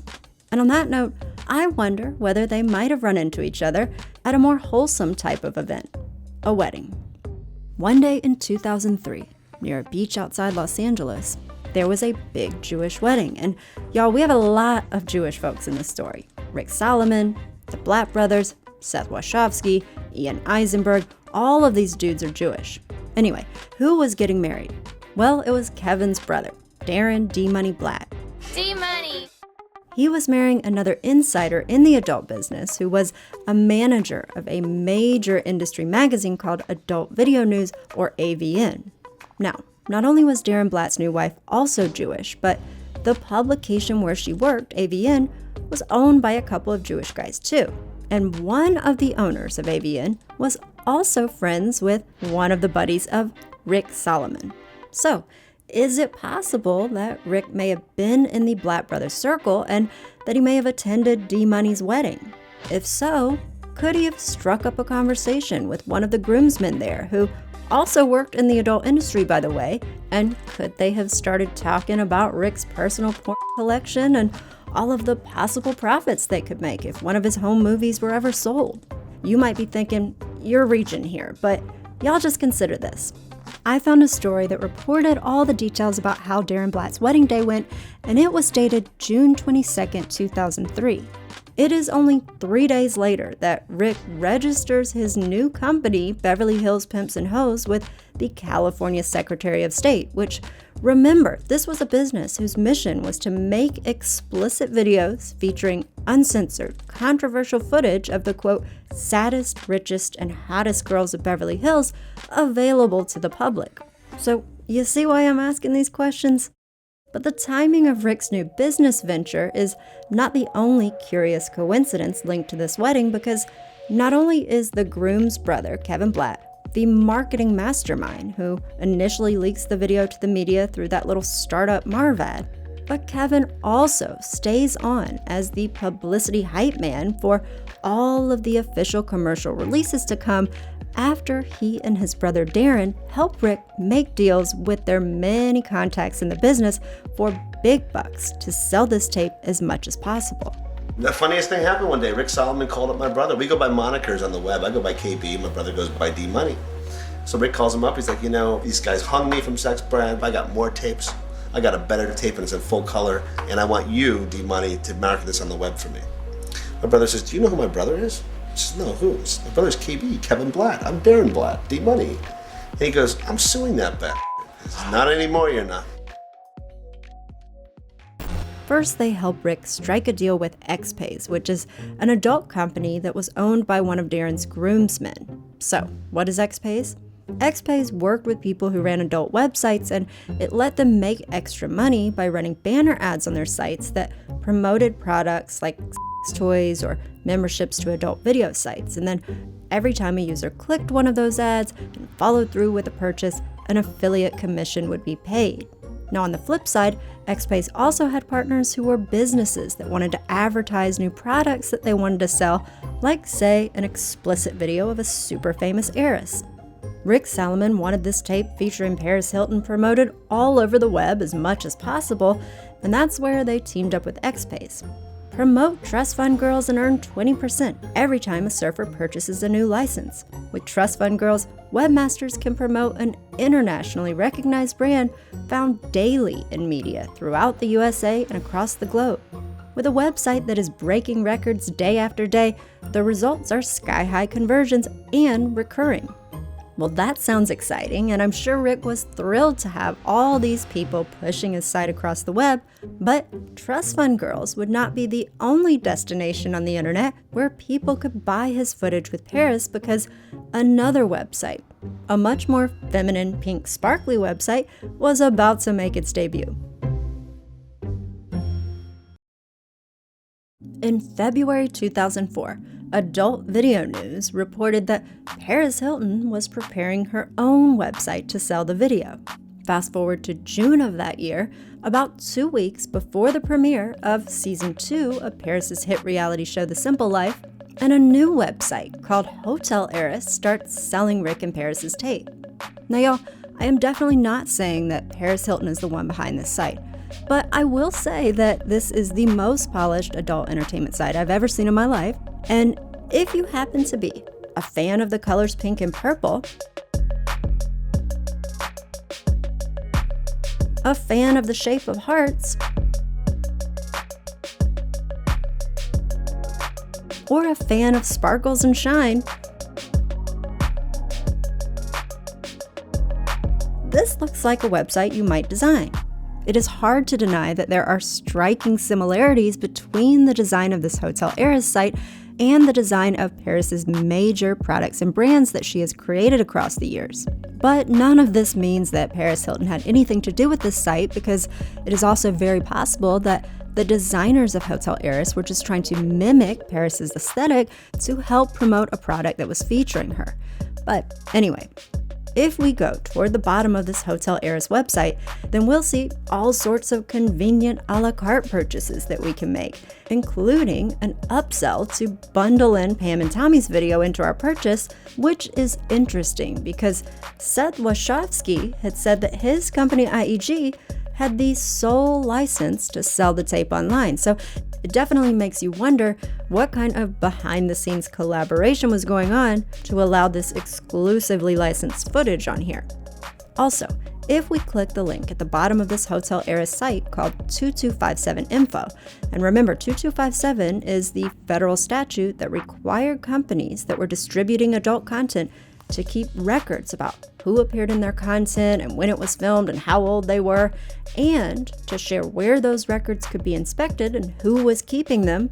Well, we can see on this page that Internet Entertainment Group in Seattle is one of the entities that has these records. So does Vivid Video, which also distributed Pam and Tommy's tape on VHS and DVD. Richard Solomon also has records, along with a bunch of other people who all have their hands in this deal. And by the way, the deals around this footage of Paris and Rick are about to get even bigger. I only knew when the 30-second one was out, and then he said he was going to do a DVD and all this stuff, and I was like, please, please, please, just, I've been humiliated enough, just leave it alone. He's like, no. I just wanted to make money. That's all he ever cared about was money. I feel like he never even really loved me. And if Rick's goal was just to make money from this footage, he was setting himself up to make even more. Even though he was already selling the tape through his Trust Fund Girls website, back in the early 2000s, the internet was not a very user-friendly way to watch videos. Nowadays, you might get mad at YouTube when it doesn't load 4K footage immediately, but back then, you'd be lucky to download a video with even tiny resolution, which meant there was a lot of incentive to sell this video not just online, but on DVD and VHS, where the footage could be viewed more reliably and at much higher quality. And because of that, of course, Rick Solomon wants to release this tape in retail stores. So Kevin says he brokered a deal for millions of dollars with a distribution company called Red Light District, and this version of the footage on VHS and DVD had its own infamously catchy title, One Night in Paris. I wish I could take credit for it, but Rick Solomon actually came up with it with David Joseph, the owner of Red Light District. Red Light District prepares for its upcoming drop in stores by setting up yet another website that announces, stay on top of the latest news about this release. Don't miss out on this historic video. Then about a month later, a big countdown clock is added to the top of the site, and by June 9th, 2004, just 1 week before the premiere of the second season of The Simple Life, the big day arrives when the public can finally buy this footage in stores, pop it in their DVD players, and see the opening titles run across their screen, one of which actually said, "In memory of 9/11/2001, we will never forget." Because having a moment of reflection for the thousands of people who died in a terrorist attack is exactly how you want to get in the mood. Not to mention, I'm sure that a lot of the victims would prefer that you honor them in a different way, but the news media didn't seem to mind this tribute. Well, just what you wanted in more Paris Hilton news. Why do they make me read these stories? Today was the first day that you could buy the DVD called One Night in Paris. The new release is an extended version of the socialite's infamous tape. It includes never-before-seen images of Paris in the flesh. Her ex-boyfriend began mass marketing the color video today. Reps say it's much different than the video seen several months ago on the internet. Now, this almost shameless promotion of the DVD, disguised as a legitimate news piece, is immediately followed up by a story on how adult content is becoming available on cell phones. And the adult industry expert who's interviewed for that story just happens to be Kevin Blatt. Apparently, Kevin went to high school with one of the news anchors at the station, who I guess decided to do him a solid. This is what you gotta do when you're out there and you're pimping the press and trying to get mainstream media to cover the adult industry.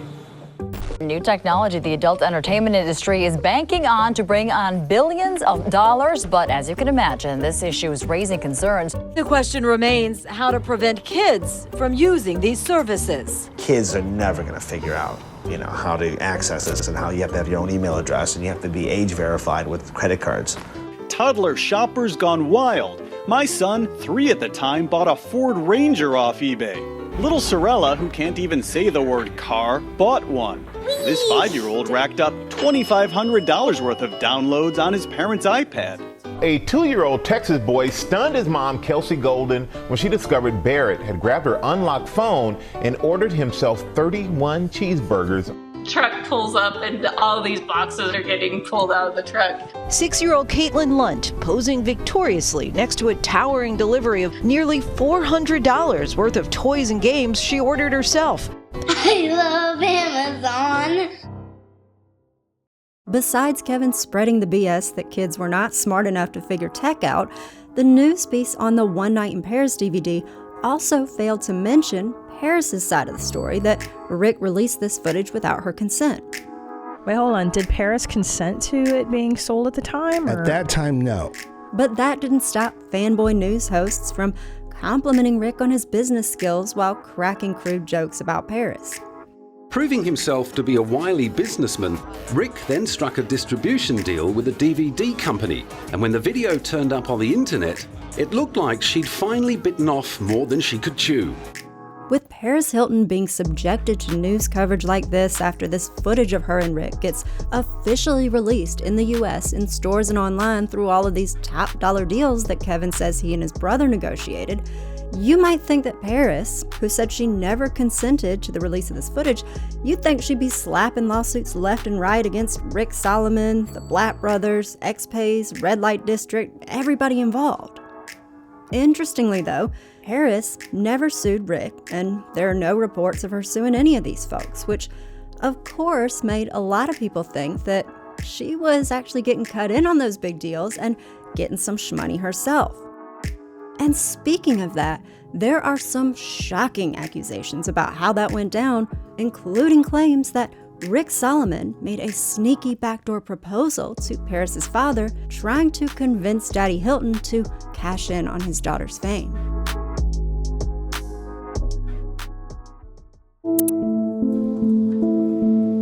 It's surveillance video of Paris Hilton's alleged hissy fit at a West Hollywood newsstand. They had this big poster up and it was by the Paris Hilton tape, da-da-da. And I was just my mom and dad come here, my brothers come here. I was so hurt.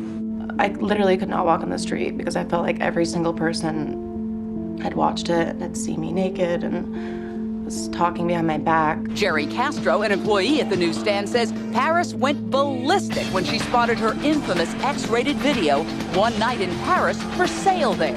So I ran up, I ripped the plastic back, and I just ripped it into shreds, and I looked at the guy, and I was like, you guys are disgusting. This is not a store, it's a family newsstand. She used profanity to the ultimate. She points to the poster to her entourage and says, look what they're doing to me here. Don't you know my young fans come by here all the time? She threw her 80 cents change at me and took the video and said, I'm taking this and I'm not buying it. But despite the dramatic reenactment by this newsstand clerk, and despite Paris saying how upset she was by the DVD's drop, the fact remains that legally, this footage could not be mass marketed and sold in the United States if Paris had not given her permission. I mean, that would open up the sellers to massive lawsuits from Paris Hilton and her family, who everybody knew was flush with cash to pay top lawyers. So, with that in mind, why didn't Paris just tap her family's fortune to crush Rick, Kevin, and everybody else on this tape in court? I couldn't believe that they didn't, or at least to my knowledge, they didn't sue him, because I would have sued him the first 10 minutes that I heard. And it shows what nice people they are. They didn't want to get involved. They didn't want to do anything that was so bad. They just wanted to let it go. I really disagreed with them. I told them, go out and sue his ass off. And they should have done that, in my opinion. We could have sued another step, but I just wanted to forget about it and get on with my life. And I didn't want to be in court and have it talked about. And just, it would have been a bigger deal. I just wanted to forget about it. Everyone had already seen it. What the hell am I going to do?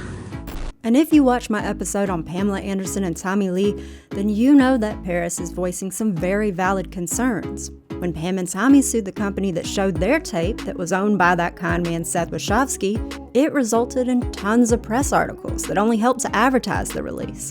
Then once their case got underway, Pam said she had to endure hours of interrogations with creepy attorneys who grilled her about her sex life, and despite all of that, Pam and Tommy still kept losing in court to judges who had no concept of revenge porn yet. They finally only ended up winning their case after their opponent, Seth Wachowski, fled the country and nobody showed up to defend his company in court. So all of these risks could explain why Paris never sued Rick, but there could also be another reason why she didn't fight the DVD's release. Rick may have had serious leverage over Paris and her family that could have pressured them into allowing this footage to be sold. For one, Rick claimed to have way more footage of Paris, footage that could have shown Paris in a damaging light. I mean, we know that Paris had a history of partaking in illegal substances, we know that Rick was a drug dealer, and we know that Paris liked to party, and we also know that Paris's big TV career was about to kick off, and so she and her team were highly invested in controlling her public image, so they may not have wanted to gamble on Rick screwing all that up. But that was not the only ace that Rick had in his hand, because remember, he had also sued the Hiltons for defamation, and he may have had a strong case. I mean, what's more damaging to someone's reputation than suggesting that they are a criminal rapist pedophile who leaks child porn? That's about as bad as it gets. Not to mention that news outlets reported that Rick allegedly used that pending defamation suit against the Hiltons to motivate them into signing a deal. In an alleged court document shared by the website The Smoking Gun, Paris's attorneys said that Rick contacted her dad through a third party and offered to drop his defamation suit if Daddy Hilton would just agree to let him distribute the tape on a pay-per-view basis. Now, Paris's attorney's office said that when Rick made his proposal, they rejected it and shut him down. But Rick's attorney clapped back that the Hilton team totally fabricated this supposed settlement offer just to make his client look bad. Now, that said, this alleged offer was first mentioned in a court filing on January 15, 2004, and it's only a couple weeks later that the video first starts being sold on Rick's Trust Fund Girls website, which makes you ask whether Paris's dad might have taken Rick up on his offer. Is it like a blackmail situation? I hate when people bring up extortion. Things in life aren't really always black and white. This is a gray area. If I say, if you don't give me $100 million, I'm releasing this, that's extortion.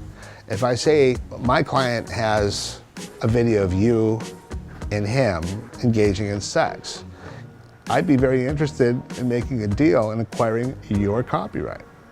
Is that extortion? With Kevin and Rick eager to cut a deal with Paris to release this footage of her to the masses, is it possible that the Hiltons just succumbed to the fact that the footage was now irreversibly out there, and so they might as well profit from it too, so that this scumbag Rick wouldn't be the only one reaping the rewards, and in the process of cutting a deal with Rick, they could make that lingering defamation suit disappear? I ask this because Rick's shady little overseas website, Trust Fund Girls, was the only place that was selling this video until April 12, 2004. That's when that top dollar DVD distribution deal was struck for One Night in Paris, and I imagine the buyer of those DVD rights was not about to shell out millions of bucks for this footage if the Hiltons had not fully gotten on board and signed every release perfectly. On top of that, it was only 4 days before that big DVD deal that Rick Solomon drops his big defamation suit against the Hiltons, and just a couple of months later, that sparkly hotel heiress website pops up, matching Paris Hilton's brand colors perfectly. Now, the dropping of lawsuits was not over yet, because about a month later, in July 2004, Paris drops that lawsuit that she filed against that mystery company Kahatani Limited that had no paper trail. Remember, immediately after Rick's site, Trust Fund Girls, first started selling the video, Paris had sued Kahatani, accusing them of broadcasting the tape online and invading her privacy. But now, just like Rick's defamation suit, Paris asked the court to dismiss her lawsuit without saying why. If you ask Kevin Blatt, though, he has a bombshell story that might explain Paris's sudden change of heart, because he claims that after that big DVD deal was signed with Red Light District, Paris and Rick got together and arranged a secret encore filming session to ensure that their big release had a blockbuster ending. And y'all, I have found some tiny legal language on one of Red Light District's old websites that makes me think that Kevin might be telling the truth.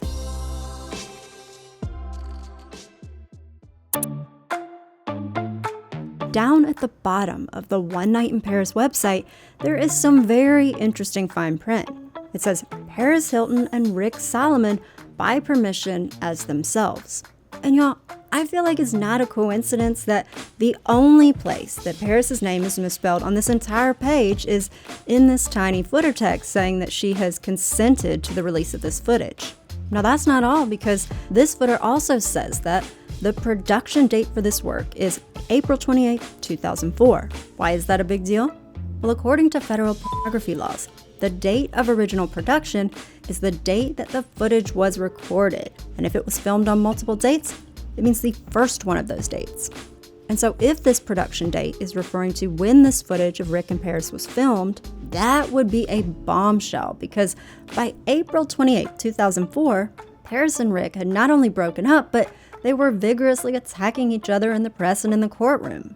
So that would mean that these two decided to make amends, rekindle their romance, and film an encore session. So is that what happened? Well, Kevin Blatt says it did. Everybody was suing everybody, and people were going online trying to find this tape, and there were literally $100 million being made fraudulently by people saying that they had the Paris Hilton sex tape in their members area, and there was nothing there. And Rick's like, look, I know we hate each other right now, and I know you're with your man, whatever, but we should meet at the Four Seasons, and we should just film another tape and put it out ourselves, and we'll make all the money. Somehow he gets her over there, and they film what now becomes the full color version of One Night in Paris. And if you notice, it's a very well lit. Yeah. So they go back and this time we're shooting. They go to the Four Seasons in Beverly Hills. Wow. And they shoot it, and she gets final cut. And if we compare this frame from One Night in Paris to a more recent photo of a bathroom at the Four Seasons Beverly Hills, there are definitely some similarities.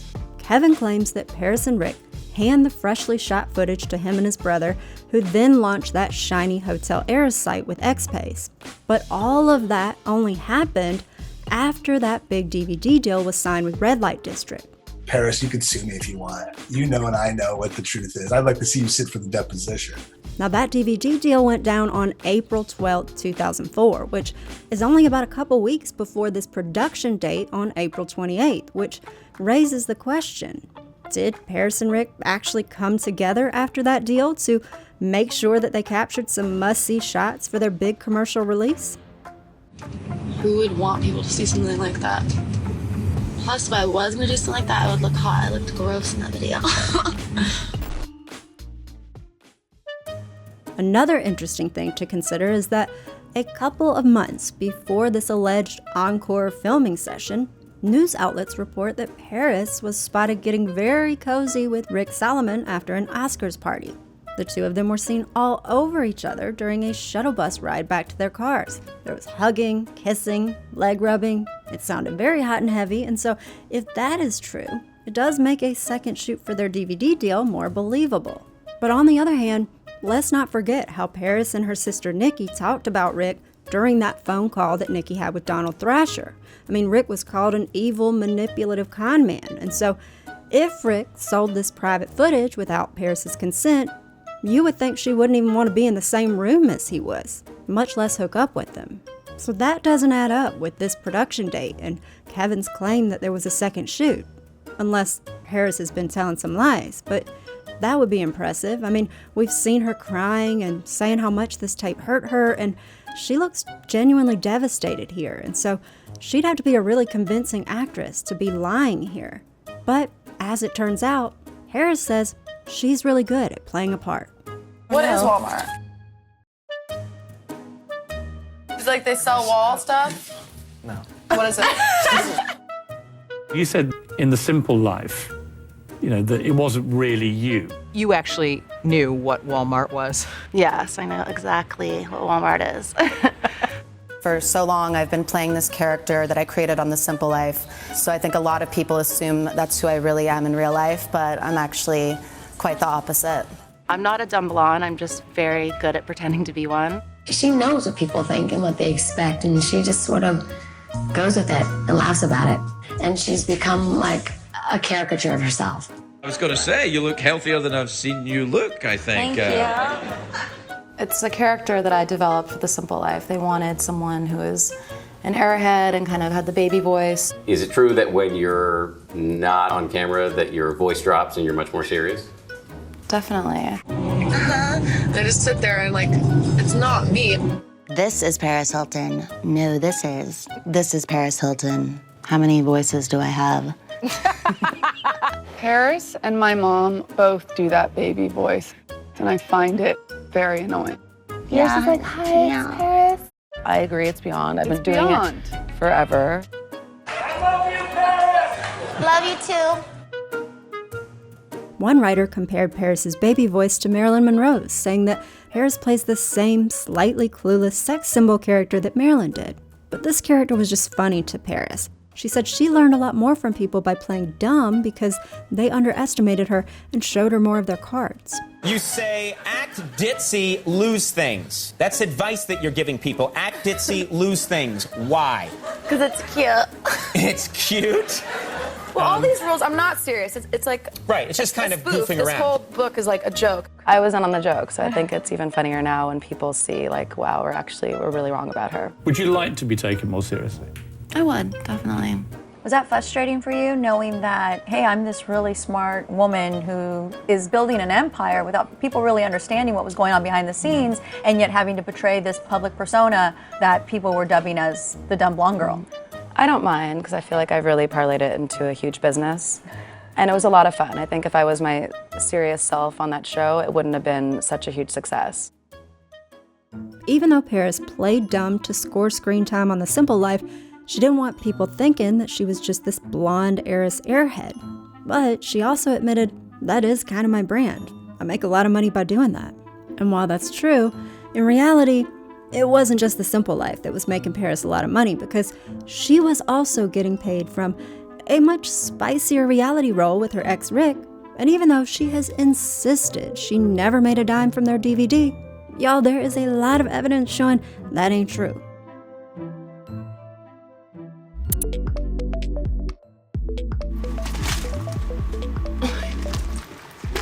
So, after all the controversy and intrigue surrounding the release of One Night in Paris, the production went on to become a massive commercial success.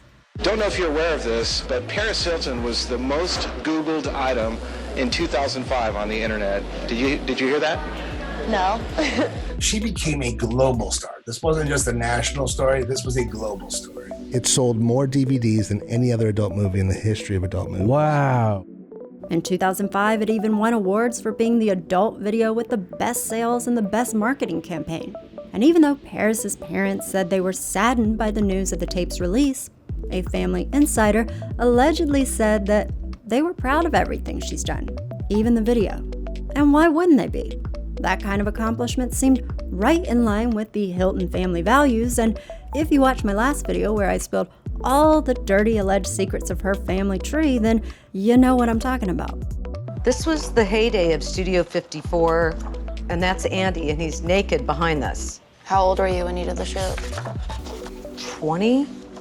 You are exactly what he would have loved. Paris Hilton was a natural at carrying out her family's legacy of capturing the spotlight with front and center sensuality and a savvy branding strategy. For example, Paris's great-grandfather Conrad Hilton had been married to Zsa Zsa Gabor, who is featured here for seducing the world with sex, one-liners, and very tall tales to become the world's first celebrity to be famous just for being famous, which sounds extremely familiar. And of course, the Hilton's close family friend Donald Trump had his own compliments about Paris's release, saying, "I hate what happened with that tape, but it only made her hotter, and Paris is laughing all the way to the bank." So does Donald know something we don't know? Did Paris actually get paid from this production? Well, remember that lawsuit that Paris filed against Kahatani that she unexplainably dropped after all those deals for this footage were made? Well, the New York Daily News reported at the time that dropping that suit was part of a settlement that Paris made where Rick Solomon and Red Light District agreed to pay Paris $400,000 plus a share of the profits from selling the tape. And that suggests that this mysterious Kahatani entity might have been connected to Rick Solomon or somebody involved in the settlement. On that note, I did find one article that said Kahatani Limited is presumably the company through which Solomon runs his internet gambling business. Now, I could not verify that presumption anywhere, but this article is in Adult Video News, which, remember, had a manager who was married to Darren D. Money Blatt, so you would think that AVN might know the details of this deal. And let's not forget that Paris's lawsuit against Kahatani was filed immediately after Rick's Trust Fund Girls website starts selling the footage, which is interesting timing. Anyway, despite the reports that Paris Hilton was getting paid a share of the coins made off this tape, she has repeatedly insisted that she never received a dime from it. As a businesswoman, did you ever try to get a cut of the profits just from a purely business point of view? No, I have not. And you have no interest in I make it? enough money in nice ways. Right on, Paris. Absolutely, Paris. Can you help me? So how is Paris claiming that she didn't get any money? Well, she reportedly gave her cut to charity. Her rep told Entertainment Weekly that her settlement with Rick was part of her effort to turn the situation into something positive. Now, which charities is Paris donating her profits to? Her rep didn't specify that, so there's no real way to verify whether she's telling the truth.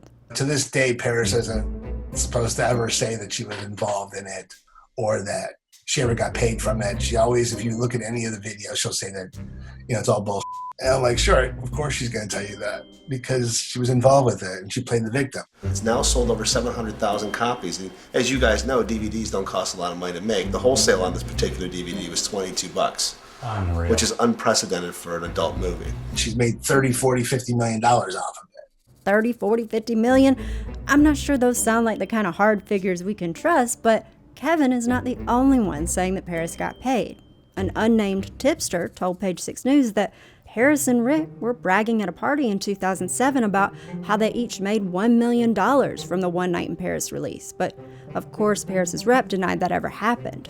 On top of that, though, Paris's own attorney, Peter Lopez, confirmed to the New York Times that, yes, Paris is profiting from the One Night in Paris release, so somebody ain't telling the truth about who's getting paid. Now that said, even if Paris is getting a cut from the tape sales while publicly denying that she is, can you really blame her? I mean, if this highly personal footage was released to the mass media without her permission and all these slimy men were making bank off of her back, including the ex-boyfriend that she says was the evil mastermind behind the tape's release, and including this low-down schmuck KBizzle who's made a career out of exposing celebrities, then what other choice did Paris have? There was no taking the footage back once it was out there, so if she never wanted it shared, then she was basically blackmailed into either sitting back and watching everybody else cash in on her privacy or signing a settlement that would at least let her put some of the profits into causes that she cared about. I don't care how rich someone is. No one deserves this. And she did flip the script on it and used it to help launch her career, but so what? Should she have just locked herself away to never be seen again? She did the smart thing and turned this attack on her into something good. I commend that. Now, while we're talking about the issue of Paris getting paid, there is another clue I want to show you. A digital note that Paris wrote herself on a sleek piece of T-Mobile tech known as the Sidekick. In 2005, back before the days of iPhones, Paris Hilton chronicled her life in digital form on this cutting-edge device until one day a hacker gained access to her phone's contents and, of course, put them on blast on the internet. As the media poured over the hundreds of famous phone numbers saved in Paris's address book, it also revealed some interesting notes that Paris had written to herself in her phone that appeared to have possibly been related to her involvement in the release of One Night in Paris. One note from October 2004 said, "Check from Rick," which led folks to speculate that Paris may have been referring to a check from Rick Solomon paying her a cut of the profits from the tape. Another note the same month said Ian Eisenberg at Marvad. And remember, Ian was one of Seth's old contacts from Seattle who was connected to the launch of Marvad, the company that first shared footage of Rick and Paris with the news. Which makes you ask, why would Paris be writing down Ian Eisenberg's name? Also, the main site that shared the hacked contents of Paris's sidekick phone once featured a banner that advertised the Hotel Heiress website where Paris and Rick's tape was being sold, according to celebrity writer Matt James. One thing's for sure, exposing Paris Hilton's personal property was a very lucrative market. There was unfortunately huge public demand to invade celebrities' privacy, and scummy entrepreneurs who wanted to exploit that demand could not ask for a better marketing machine than Paris Hilton. Every time that Paris posed in one of her many sexy modeling and acting gigs, it also served as a high-budget promotion for the adult content that featured her, and I'm sure that delighted whoever was making money from it. And by this point, we know that included Paris Hilton and Kevin Blatt when it came to the One Night in Paris DVD. And on that note, here is a photo of the two of them, cheesing like besties at the Grammys in 2007. And after all that has happened in this video up to this point, you might be asking, why would Paris look so cozy with Kevin if he was the one that put her private tape on blast for the world to see? Well, it might look pretty damning when you first see this photo, and that's exactly what Kevin wants you to think. Remember, Paris Hilton was a big celebrity who took countless pics with fans who ran into her, and Kevin says this is exactly how he got her to take this photo. I go into full gay mode and pretend like I'm gay. And I go, Paris, you look fantastic. Can I get a picture taken with you? Oh my God, you're so gorgeous. She goes, sure, honey. And I put my arm around her and I take the picture, fully knowing that the next day I'm going to send that picture out to all the newspapers and every place. And I did. She had no idea who the I was. And y'all, that brings us to the moral of this story.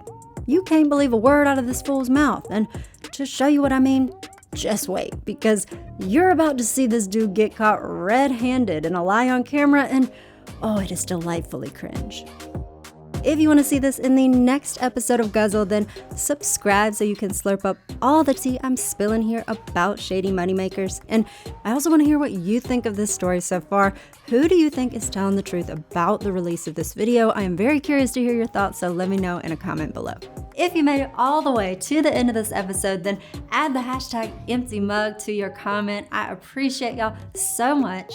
And if you want to support me in making these investigative documentaries where I expose scammers and schemers, then I would be so grateful if you consider becoming a patron of this channel over at patreon.com/Guzzle. And shout out to my diehards who have already joined. Thanks again for watching, and I'll see y'all in the next one. Bye, y'all.